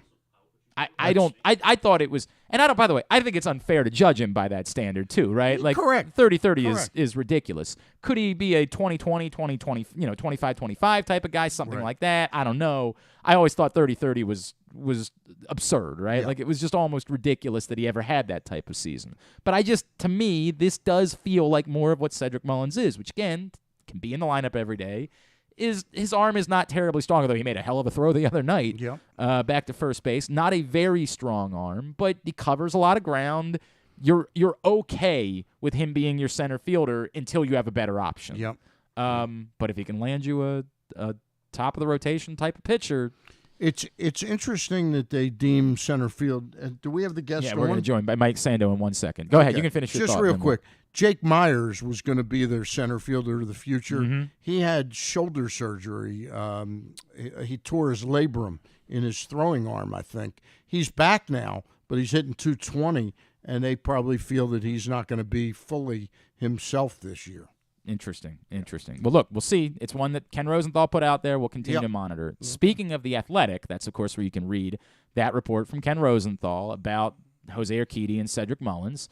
And this week, it's where you found another story that got this city on fire, and frankly, the entire national media on fire as well. We've always enjoyed our conversations with our next guest. Of course, he's done quarterback tiers for years. I also love when he does the Cook Index. There's a lot of his analysis that I like at The Athletic. He is veteran NFL writer Mike Sando, and he's with us here on GCR. Mike, it's Glenn. Stan the Fan Charles is here. Thank you so much for taking a couple of minutes for us, and thank you for giving us as much content as you gave us this week on this program. Absolutely. Some of it not by design. I mean, I felt like what they took, was said about Lamar Jackson, they took the most inflammatory angle to promote it, but I guess it did stir it up. I feel bad that, it's construed that people are down on Lamar because they're not. He actually rose in the tiers this year compared to last. But we can discuss all of that. You fire away. You ask the questions. What's on your mind? So obviously, as you know, this is the one. The one quote is the one that everybody's running with and everybody's losing their minds about. Part of a quote. I mean, it's not even the whole quote. It's the worst looking part of it. But anyway. The issue I think that people have with it is everybody has a right to their opinion. That's the way that it goes. The issue is that what this defensive coordinator said, hey, if he's got to throw, they can't win the game. Well, did you see the Colts game last year? Like we have an extraordinary amount of evidence that that's not true. What do you make of this continuing to linger for some within the game? This feeling that they have about Lamar Jackson, despite the fact that we do have evidence to the not to say Lamar Jackson's perfect, and we can talk about his flaws. There's no problem with that. But that some of these specific things, the idea that he can't throw or they can't come from behind, no matter how much evidence we have that that's not true, that it continues to linger, that even people within football continue to believe it. Oh, yeah. No, they think it's true. I mean, I think you can find you can go through and find games where lots of quarterbacks have had a big comeback, right? I mean, and you wouldn't necessarily say that they expertly handle pure passing situations. I mean, I don't think anyone in the league thinks that Lamar Jackson expertly handles pure pass situations, which is one of the criteria for Tier 1. The debate is, should he be in Tier 1 anyway? Because he's obviously so special as a player overall. And so what was being said by the defense quarter was, look, this is an amazing player, but to meet the criteria of Tier 1, he does need to be a better passer than he is, whether he beat the Colts or not. And until he is, I don't care if he wins 12 MVPs. I'm not putting him in that category with Rodgers and Mahomes and those other guys that are up there that they think are much better passers. Everyone in the league thinks the guys in Tier 1 are much better passers than Lamar Jackson. So I guess it's just whether he's so good in other areas that he should be in Tier 1 anyway. That's the debate. Do we redefine Tier 1? Mike, that really does feel like what this continues to be, that there's this consistent unwillingness to reconsider what a quarterback is. And that's existed here. That's existed, throughout. The idea that somehow it's a detriment to Lamar Jackson that he is a gifted runner, that he is one of one. He's the greatest running quarterback of all time. That somehow limits him, as if, getting 8 yards via the pass or 8 yards via the run isn't the exact same 8 yards. It's interesting to me that we're still dealing with that there's this continued question about whether or not somehow it's a bad thing. People in the league think that when you get against the better teams and they have a great game plan for you to take away the running component, or if you strip away the ability to have play action because of the nature of the game, that it doesn't look as good for him vis-a-vis the playoffs, right? We've seen that in some of the playoff games where it's been hard. Now, I believe that while I believe Josh Allen is a better passer than Lamar Jackson, he's been up and down. I think it really helped him in the playoffs that he had 9 touchdowns or whatever and no interceptions and looked like he was every bit Pat Mahomes was equal on that stage. I think that propelled him into Tier 1. And I think when Lamar Jackson has that, which certainly, he's going to, if you're correct, that he's actually a really good passer, then he will have those moments, and it'll be in the face of the people in the league who don't think that he'll be able to do that consistently. Mike, how many years have you done the quarterback tiers now? This is 9 years, the last 9 years of my 25 years covering the league. Do you have to be a Tier 1 quarterback in order to win a Super Bowl? Last year's wasn't, right? Yeah. No. And what overall tier is Lamar in your estimation, or the consensus of? I think he's a high Tier 2. So in the league, he came in 10th overall. Okay. And so the guys in Tier 1 that were ahead of him were Rodgers, Mahomes, Brady, Josh Allen, Justin Herbert, Burrow. Matt Stafford was 7. I'm doing this off the top of my head. So Stafford, Russell Wilson, or Deshaun Watson, then Russell Wilson. Yeah. Okay. Yep. So he's in with other Deshaun way around. Watson, Wilson 8, then Watson 9. Yeah. Okay. So really, if ESPN had pulled out of my story, Lamar Jackson and Russell Wilson seen similarly as high Tier 2 quarterbacks that you can win with, like we wouldn't even be on the phone right now. Yeah. Well, that's not true. We put you on every year that you've done this, Mike. That's not true. But the thing is, people respect Lamar Jackson, but they do believe that to get into Tier 1, that he needs to be better at passing the football because the game gets reduced to that in critical moments. And the 8 yards rushing aren't always available or going to do it for you when you got to move in those situations, whether or not he's had a couple games where that was the case. They want to see a better, more consistently accurate passing game led by him. And we can say they're wrong or that shouldn't be what it is, but that's all that it is. No one is trashing Lamar Jackson. I mean, anyone in the top 2 tiers you want as your quarterback. Those are the guys who are not being replaced. You get into Tier 3, you're into Garoppolo, Tannehill, Cousins. You could sign him or you could try to replace him, right? He's in the top top 10 of the league. I mean, I think that's good. Yeah. I'm just curious, Mike, did any of the people you talked to for this, did they say that he's sort of a prisoner of an offense? And I'm not saying this, but of Greg Roman's offense contributes to his problems? Yes, it's a chicken or egg thing. Do they play that way because they need to, because the quarterback limits them, or no? Are they just all in on playing this way because he's such a special runner, and then the rest of the passing game doesn't evolve as the way it should? I'll give you one thing. I didn't go into this level of detail in the piece, but I did talk to one coach who's a good offensive coach, and he said he goes, when Lamar Jackson was coming out, he said one of the things I look for is kind of the looseness of their arm, and what we mean by that is like what angles you can throw from, just how natural you look throwing the ball. And he thought Lamar was really good in that realm. This is someone who's been with good quarterbacks and knows. He thought Lamar had good drop back pass ability based off of that. And so yet obviously we would say he was an even more dynamic runner, right? I mean, so I do believe there is definitely something to this, to where somehow maybe that migration needs to be made, right? Because he's not going to be able to run like that. I don't fault them for featuring a superpower, right? I mean, if they had come in and tried to put him in a different offense, he could have failed right early. He could have. I mean, he needed to play this way, but I wonder as he gets more mature, he seems like a guy who works at it, right? I mean, he seems to have all of the qualities and potential to to do that. So I think that's a dilemma for the organization, really. I really do think it is, because they could get stuck a little bit. With this style of play, I think you usually do get stuck. And we saw that a little bit with the 49ers. They had that style of play with really good defense and special teams, which is a huge part. I did a thing looking at the 55 quarterbacks with at least 30 starts the last 10 years. Well, Lamar Jackson's defense and special teams are number 1 out of the 55.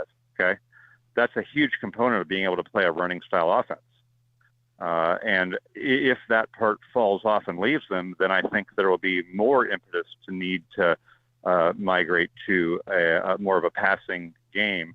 And to the Ravens' credit, they're one of those teams that's been able to be good on defense special teams even when they pay their quarterback. So they may be able to keep doing what they're doing. It's just been hard for other teams to do that, and get where they want to go. Mike Sando is with us from The Athletic. Obviously, quarterback tiers out this week. Mike, one of the other quotes that was given by an offensive coach sort of reflects the thing to me that I think was the biggest area of criticism for Lamar a year ago, which was how he struggled against the blitz. And we saw it for those 4 games, starting with the national TV game against Miami and until he got hurt, where he looked like a mess for those 4 games. And that's a real problem. I don't know how to mitigate that with how depleted the Ravens were. They didn't have any of their running backs. They didn't have, their offensive line was in shambles. I don't know how to measure those things, but to me, that seems like the fairest criticism of Lamar Jackson. What we saw a year ago I think it is. Yeah. I think it is, but I don't like latching on to one. Like, I don't want to latch on to the one comeback against the Colts any more than a tough skid of games, because quarterbacks have tough skids of games. Matthew Stafford was absolutely on fire, and they went a little bit too much towards the drop back pass game, and it blew up on him. Remember late last year? Sure. Yeah. They had to rein it in a little bit. So that can happen to quarterbacks. I think Lamar is largely overanalyzed, right? Sure. Because he's so different, and because people don't know how to. He breaks the mold, right? He breaks the template. Like I've had discussions with. I was talking to a GM yesterday. We were debating, should tier 1 definition, this GM would have Lamar in tier 1. He got 8 tier 1 votes, because there's some people who said, I don't care. You can pick nits about the passing. I don't care. The whole thing runs through him, right? That's a 1. If you don't game plan for this guy, you're going to get ruined. He's going to wreck the game. All those things are true. I still feel like, the really top quarterbacks need to be the great passers too, and better than he's been. I do believe that, but I'm open-minded. I mean, I don't have all the answers. That's just where I'm at right now. I think it's a fascinating debate, and he's special enough to challenge to challenge what is true for everybody else, right? We know it's true for everybody else. Is it true for him? Mike, I'm a guy, when I start to sort of digest what a football season is going to be like, I like to look for a coach that matches with the quarterback. Where did Jalen Hurts come in Philadelphia? Oh, yeah. Because I see Nick Sirianni and him. I think that's a real good match. Unbelievable job by them, because they made this transition after 6 games. Through 6 games, they were the pass-heaviest team in the league. Right. And then they decided, you know what, our quarterback, that's not best for him right now, right? Young quarterback, he's a good runner, and so they totally shifted their offense. I think he's less dynamic than Lamar Jackson, right? I mean, he has some similarities, but he's not. He's going to go for 17 yards, not 70, probably, right? Right. So they're gonna get to the fork in the road sooner, where they're probably gonna have to decide, hey, we got this good team, and but how far can we go with this style of play? Right. And that's a hard dilemma, because Jalen Hurts is a great leader. He's a great worker. He's exactly what you want in your building. There's no clause in his contract that he has to. There's no Kyler Murray clause for him. Right. You know what I mean? He's what you want to point to as how you approach the job, how you work at it.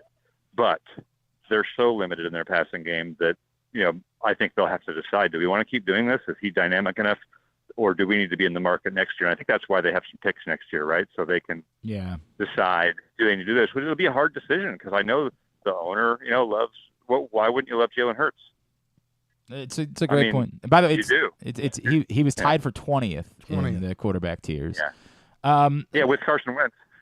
Wow, that's ironic, isn't it? Boy, that's ironic. One of them's going down. One's going down and the other's going up. Yeah, that's really ironic. Well, the Eagles acquired A.J. Brown. I mean, and it's so funny you bring that up, saying, because that was what I wanted to wrap with you with, Mike, is the Ravens are putting out. I cover the Ravens, and this is the thinnest, least experienced group I've ever seen of wide receivers. And again, I cover the Baltimore Ravens that have never prioritized wide receiver. In your conversations with those around the league, much like Sam brought up the Greg Roman thing, did that come up with anyone, like how little the Ravens have done at I get it, Mark Andrews is exceptional. Yeah, everybody Hollywood likes Brown. They tried. Here's what people see it. Here's what people see it as. Number one, receivers are not going to be lining up to go there. They're going to want to get out of there in that offense.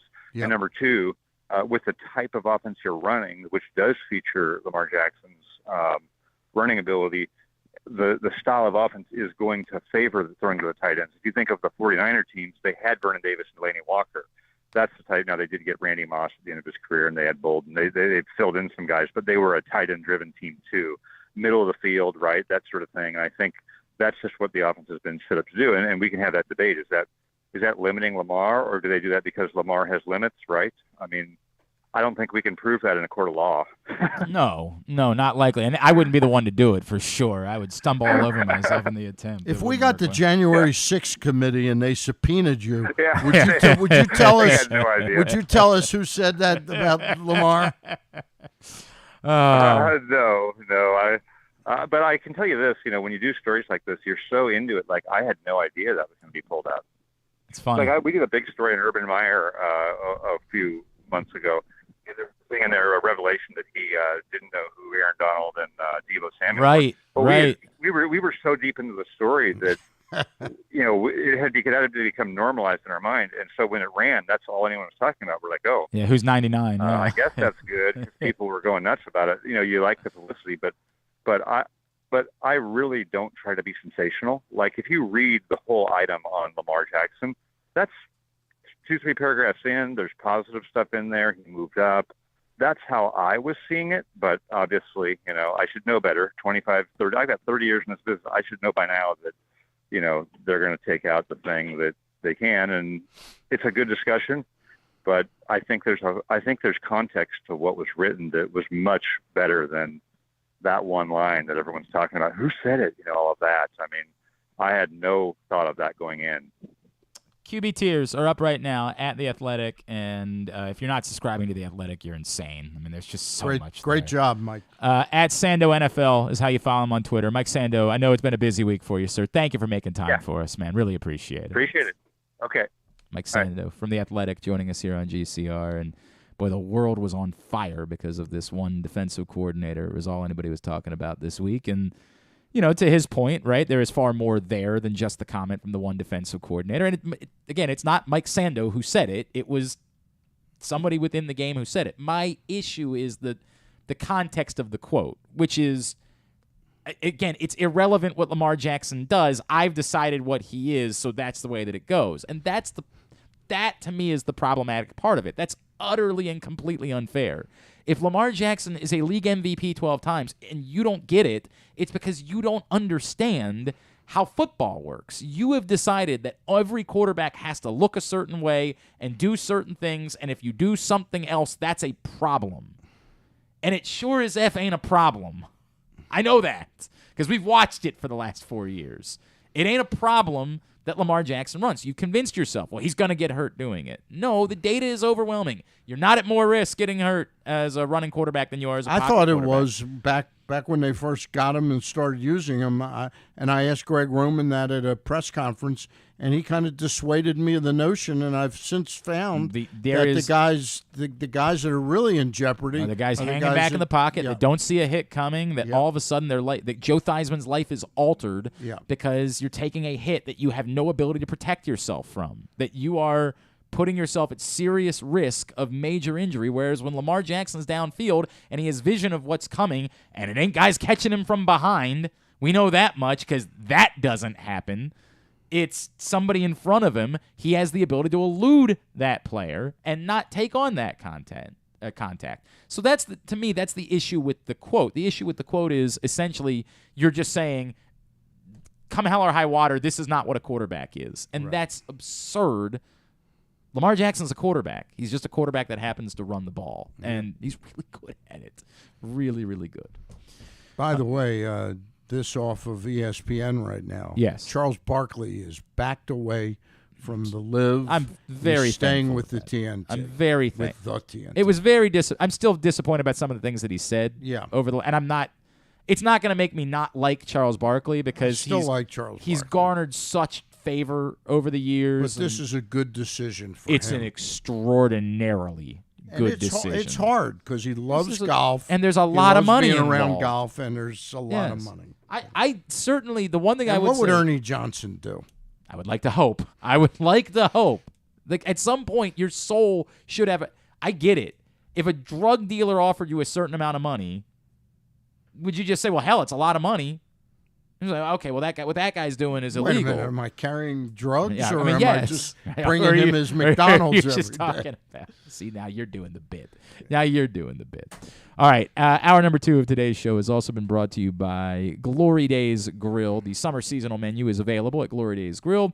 Includes the opener, the flash fried pork belly with the Korean No. 2 sauce, the lobster roll with the grilled corn, the lobster and crab fries, the South Carolina barbecue chicken. You, of course, live in North Carolina where they don't know how to barbecue things. In South Carolina, they know how to barbecue something. Then there's the Cracker Jack sundae with the waffle, ice cream, and Cracker Jacks. All available right now.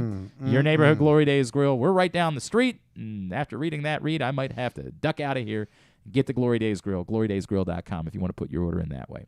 Come back in to wrap it up for a Friday edition of the show. It's Glenn Clark Radio.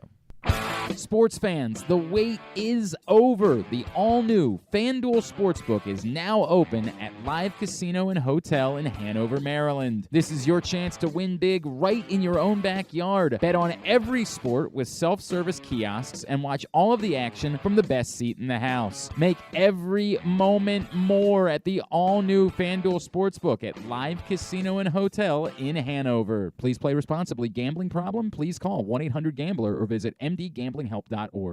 Hey, O's fans, get to Oriole Park early on Friday, August 5th at 7:05 when the first 20,000 fans 15 and over will receive a Cedric Mullins 30-30 Club bobblehead presented by Masson. Celebrate Cedric Mullins' historic 2021 season when he became the first player in Orioles history to join the 30-30 Club with 30 home runs and 30 stolen bases. Tickets start as low as $15. What better way to cheer on the Silver Slugger than at the ballpark that forever changed baseball? Buy tickets at Orioles.com/tickets.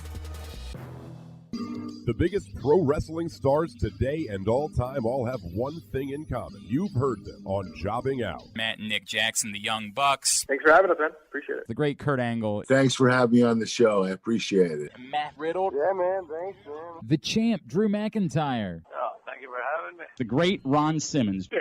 Keith Lee. Appreciate you guys having me, man. Bill Goldberg. My pleasure. Charlotte. Thank you so much for having me. Mick Foley is with us. This is the greatest name for a wrestling show I've ever heard. MJF. I'm glad you're happy I'm on this show because I'm freaking miserable. Le champion. Chris Jericho. Le champion. AJ, Aaron, Brandon, and Glenn are talking pro wrestling every week on Jobbing Out. Find it at PressBoxOnline.com/radio, iTunes, and SoundCloud.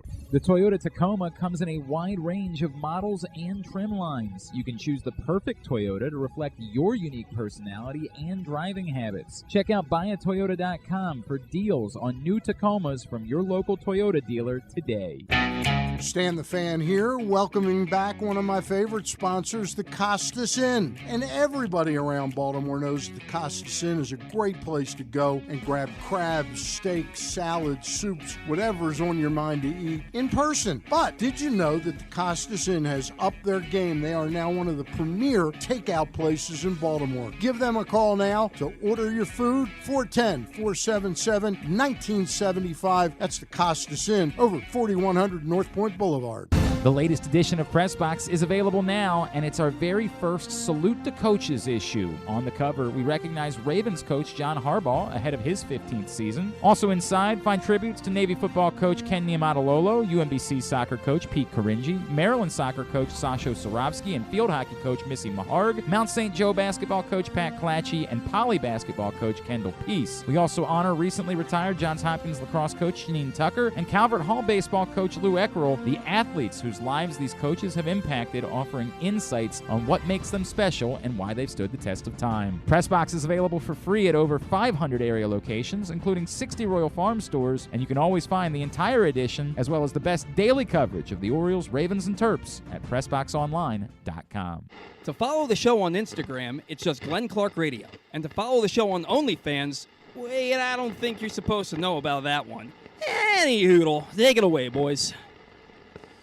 Back in here in GCR, Stan and I and Griffin, we've been trying to figure out the math on why it is the Orioles haven't announced a starting pitcher for this weekend, which, again, the math of it, because they didn't have a day off this week, it would line up that it would be Dean Kramer's turn because he went last Sunday. So why wouldn't they have announced that Dean Kramer is the starter for tonight?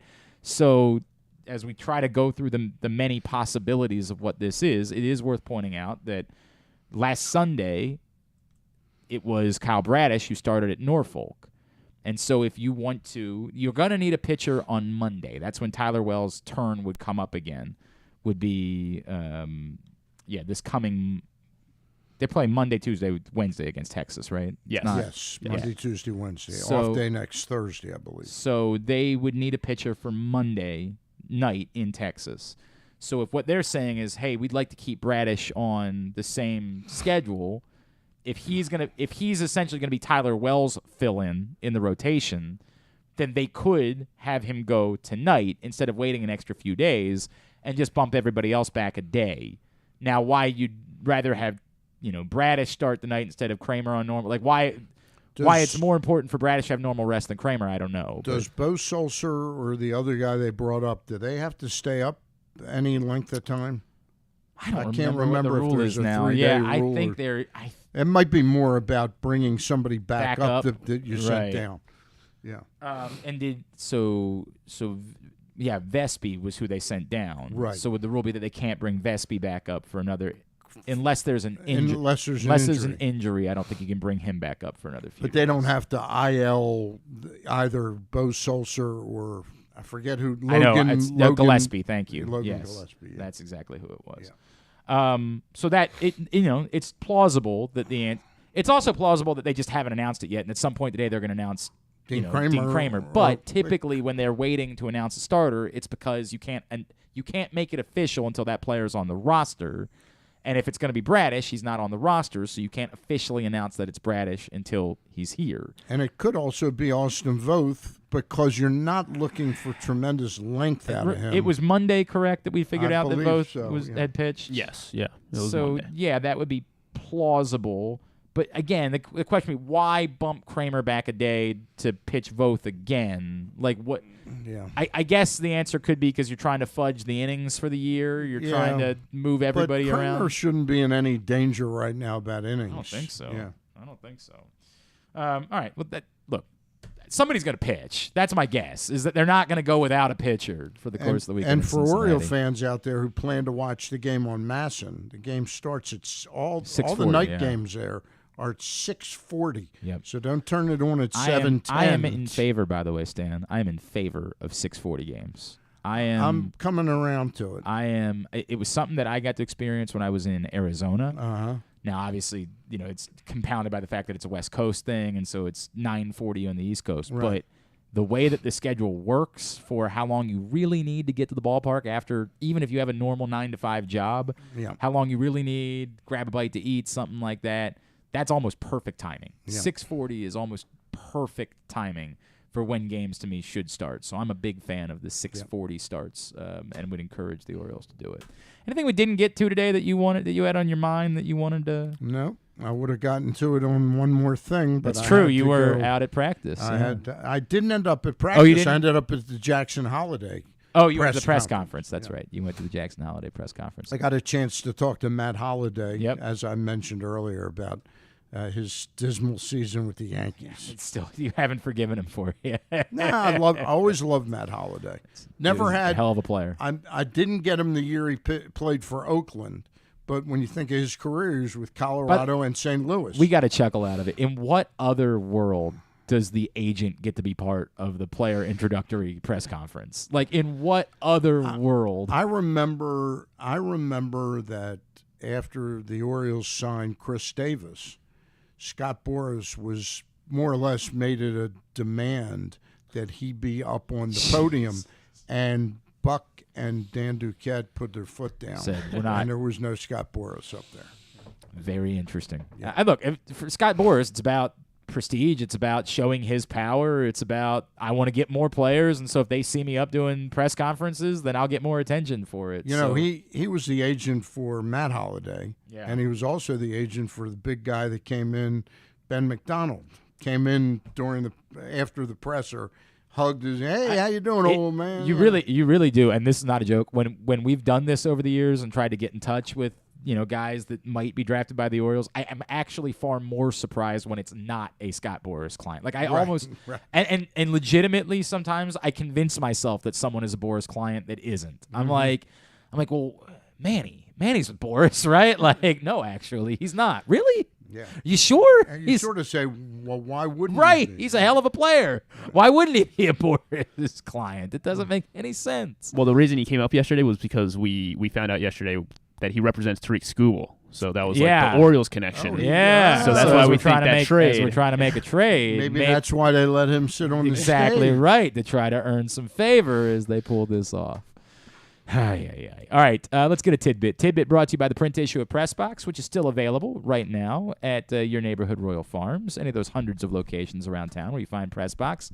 It's our Salute to Coaches issue of Press Box. John Harbaugh's on the cover as we celebrate 15 years as a head coach in the NFL, which is still quite the rarity. A lot of other coaches from the area who have either recently surpassed or who are approaching milestones. Coaches like Ken Niumatalolo from Navy, Sasho Sorovsky, Missy Maharg from Maryland, Pete Caringi from UMBC, Pat Clatchy from Mount St. Joe, Kendall Peace from Poly, as well as two recently retired coaches, Janine Tucker from Johns Hopkins, Lou Eckerl from Calvert Hall, all recognized in this issue. And it is the players, the young people, and I guess in John Harbaugh's case, they're not so young, but those that they had the biggest impact on that are telling the stories and explaining why these coaches have stood the test of time. It's a very special issue. I encourage you to go get it right now, the print issue of Press Box. You can also read it all at PressBoxOnline.com. All right, so yesterday the Orioles got their 9th shutout of the season, which is kind of went a little overshadowed for obvious reasons, but a big deal also because it was against the Rays, a team they lost to 18 times last season. And they are now 8-8 against the Rays this season. So much more competitive ball club. It's fun to watch. So just wanted to throw that out there. That the 9 shutouts this season are the most shutouts the Orioles have had in a season since. Anyone know? How about 1974? No. It's actually kind of common. 2017 they had 10 shutouts. Why were they not better? Why were they not better? Jeez. So yeah, they had 10 shutouts in 2017. The most shutouts the Orioles have had in the last 15 seasons was 13 in 2014. So that feels very much in grasp this season, the way that they've been pitching. That's so absurd that they have 9 shutouts this season. Yeah. I don't remember there being that many shutouts. Yeah, it was. They had 5 last year, 5 in 2019. Let's see. So with 2 months to go, they should have 13 to 15 shutouts. They had 10 in 2012, and then they had 7 both. You don't get the advantage of anymore of facing like AA lineups in September because you can only have a couple extra players on the roster. But still, yes. I mean, at this pace, sure, they should be able to squeeze in a couple more. Yeah. Okay, so that brought me to my tidbit question, which is about Orioles pitchers who have thrown shutouts. And I want to know if you know what Orioles pitcher has thrown the most shutouts, and if you can name all of the guys that have thrown at least 10 shutouts. How many are there? For the Orioles. There are, I believe, 13. So I think we can all guess that it's probably Jim Palmer. Number one. Yes, he is. Jim Palmer by a far, far margin. He has 53. Also, Palmer, the last American League pitcher to have 10 shutouts in a season in 1975. How about Dave McNally? Dave McNally, number 2. with 33 shutouts. You said Messina. I'm going to guess he's Messina on the list. is on. bet Yeah, he yes, might- he is. he is? 15. Yeah, 15 for Messina. Okay. How about Mike Cuellar? Number 3, Mike Cuellar, 30 shutouts for the Orioles. So Stan is smart. By the way, I'm going to say a name, and I swear to God, I'm going to lose my mind. When you hear how Griffin reacted the first time this person's name came up on the show, you would be watching. I'm watching. My eyeballs are on him. How about Milt Pappas? Good guess. He's number 4, Milt Pappas. I swear to God, the other day, I don't remember what the question was, but young Carson Weekly was sitting there, and he said, "What about Milt Pappas?" And Griffin's response was, "Not on my list." No, that wasn't your response. Your response was, "Who is Milt Pappas?" That's very old baseball player. Did not have the time to deal with that in that moment. First year with the Orioles was 1957. How about Scotty McGregor? Because I missed him the other day. Scotty McGregor is on there, number 5. You got the top 5 guys. Mike Going Flanagan. quite in order. Mike Flanagan. Flanagan is number 7, and it's actually 12 that have thrown 10. So problem is, and this is the point being, we're trying to guess older guys because you just don't. Yeah, you just don't see it. throw complete games. Dennis anymore. Martinez. Oh, that's Dennis a good one. Martinez. Yeah, good guess. He is tied for 12th. How He about has 10. How about Steve Stone? Steve Stone, no. Not long enough. Pat Dobson. No, Pat Dobson only had 7. Only 7. Okay. Bum. Boddicker. Boddicker, yes, 13 for That's a Boddicker. good get. Yeah. And how many were we trying to come up with? We're missing 12. 4 more guys. Okay, It looks four like. more guys in Oriole history. That had at least 10. What about Scott Erickson? There you go. Also 10 for Scott Erickson, tied with Dennis Martinez. Good get. Counts. Wouldn't be Jimmy Key. Didn't pitch long enough for the Had a hell of a Orioles. season, though. Yeah. Phoebus. Yeah, there That you was go. another one I missed the other day, right? Yeah. Tom Yeah. Phoebus had 11. more than 10 That's shutouts. the 11 only- shutouts. I would for not have Tom guessed Phoebus. I don't remember what the question was that Griffin asked the other day, but it was also about Orioles Okay. pitchers, and I missed Tom Phoebus. So Storm Davis is not one of them. No, it is not. Yeah, I didn't think so. But how about Steve Barber? Yeah, there you go. Steve Barber. Good. That's a good call. And is that all? Is that all of them? You said there were 13. Were there I 13? changed. There was actually 12. Oh, well, then we got them all. Look at All right. that. Well done, sir. Well done. Good work. Good It work. took us 25 guesses. Hey, man, but we that got all counts. 12. That counts. Ben McDonald also up there. McDonald had 6, and Ross Grimsley had 7. Look at that. Look at that. Very good. All right, Tubular brought to you by the FanDuel Sportsbook at Live Casino and Hotel Maryland. Again, that is the place to be tomorrow night for the fights. Griffin, did you do the math? Yeah, it's we got a 500-1 parlay if you pick every single fight. So 10 cents would pay $50. Yep. Put $1 down on it. That would pay $500. That would pay $500. Give me all your how many fights? All right, we'll run it down. It's Well, 13 leg parlay. fights. All right, so opening up the card. Just Orion give me the Kos. winners. Just Okay. Name the winner. Kosei, Negu Mirianu. We're going Kim over Edwards, and then this one. So this is the biggest favorite on the card. He's like minus 700. It'll probably be so like he 800 really by tomorrow. So I got him by knockout, and that brings him all the way down to minus 135 because he's gonna get a knockout. Michael Morales by knockout. Okay. And then also Drakkar Klose, who's a decent favorite. I got him by decision, which gives you just plus 105. That fight, I mean, that fight's going the distance for sure, and Klose isn't losing. So Drakkar Klose by decision. Dante Mays, Drew Dober, Matthew Semmelsberger, his nickname Semi the Jedi. I believe you. And then we're going Magomed Ankalaev. I don't have a prop for this one. He's also a really big favorite, but this fight it's kind of close. But Magomed should pull out, so pull it off at minus 600. Alexander Pantoja, Derek Lewis can't go against him. the Black Beast. Yep. Surprised we're getting plus odds. It should probably be a close really? fight. Yeah, he's still at plus odds, Oh, plus okay. 112 as we speak. But that should be a close fight. That would be entertaining. And then Amanda Nunes straight up, Amanda Nunes straight up. She's at minus 295 Gets the belt right back. now. And Brandon Moreno. Okay, and you're saying you bet all those fighters, 500-1 odds. Yep. You put $1 down, you can win $500. That is correct. What the hell are you doing? What do you have to lose? Just go make that bet tomorrow night at FanDuel Sportsbook at Live Casino and Hotel Maryland. And if you're mad at Griffin, you lost $1. The hell? What do you mean? You got a chance. Feel alive. It's for the fights tomorrow night, UFC 277. Reserve your spot. Events at sportssocialmd.com. Do me a favor. Tweet that out. Your parlay. All right, I will. All right? Just the winners. Just tweet out your winners for that parlay. Here's what's coming up. And by the way, the FanDuel Sportsbook at Live Casino Hotel also brings you Simply the Bets, which will return on Tuesday. Now, this weekend, Orioles-Reds. 3 games set in Cincinnati. As we know, the Orioles have not announced their starters. We continue to wait for that. The Reds are going with Mike Minor tonight. Tyler, is it Male or Male? I always forget. Malley. Malley. Thank you. Malley. Yeah. That is right. Got a pronunciation right. And Nick Lodolo on Sunday. Tonight on Masson 2. Tomorrow night on Masson because the Nationals are on Fox. And Sunday on Masson 2. As Stan mentioned, tomorrow night 6:40. And on Sunday, it's a 1:30 game. So that's what you need to know for Orioles-Reds. As we mentioned, the UFC pay-per-view tomorrow night on ESPN+. But again, why wouldn't you be in the FanDuel Sportsbook at Live Casino Hotel? And Stan never misses WWE SummerSlam, which is this weekend on Peacock. You can't miss that at all. That's tomorrow night. Can't wait to see Vince McMahon. I don't think he's going to be there, Stan.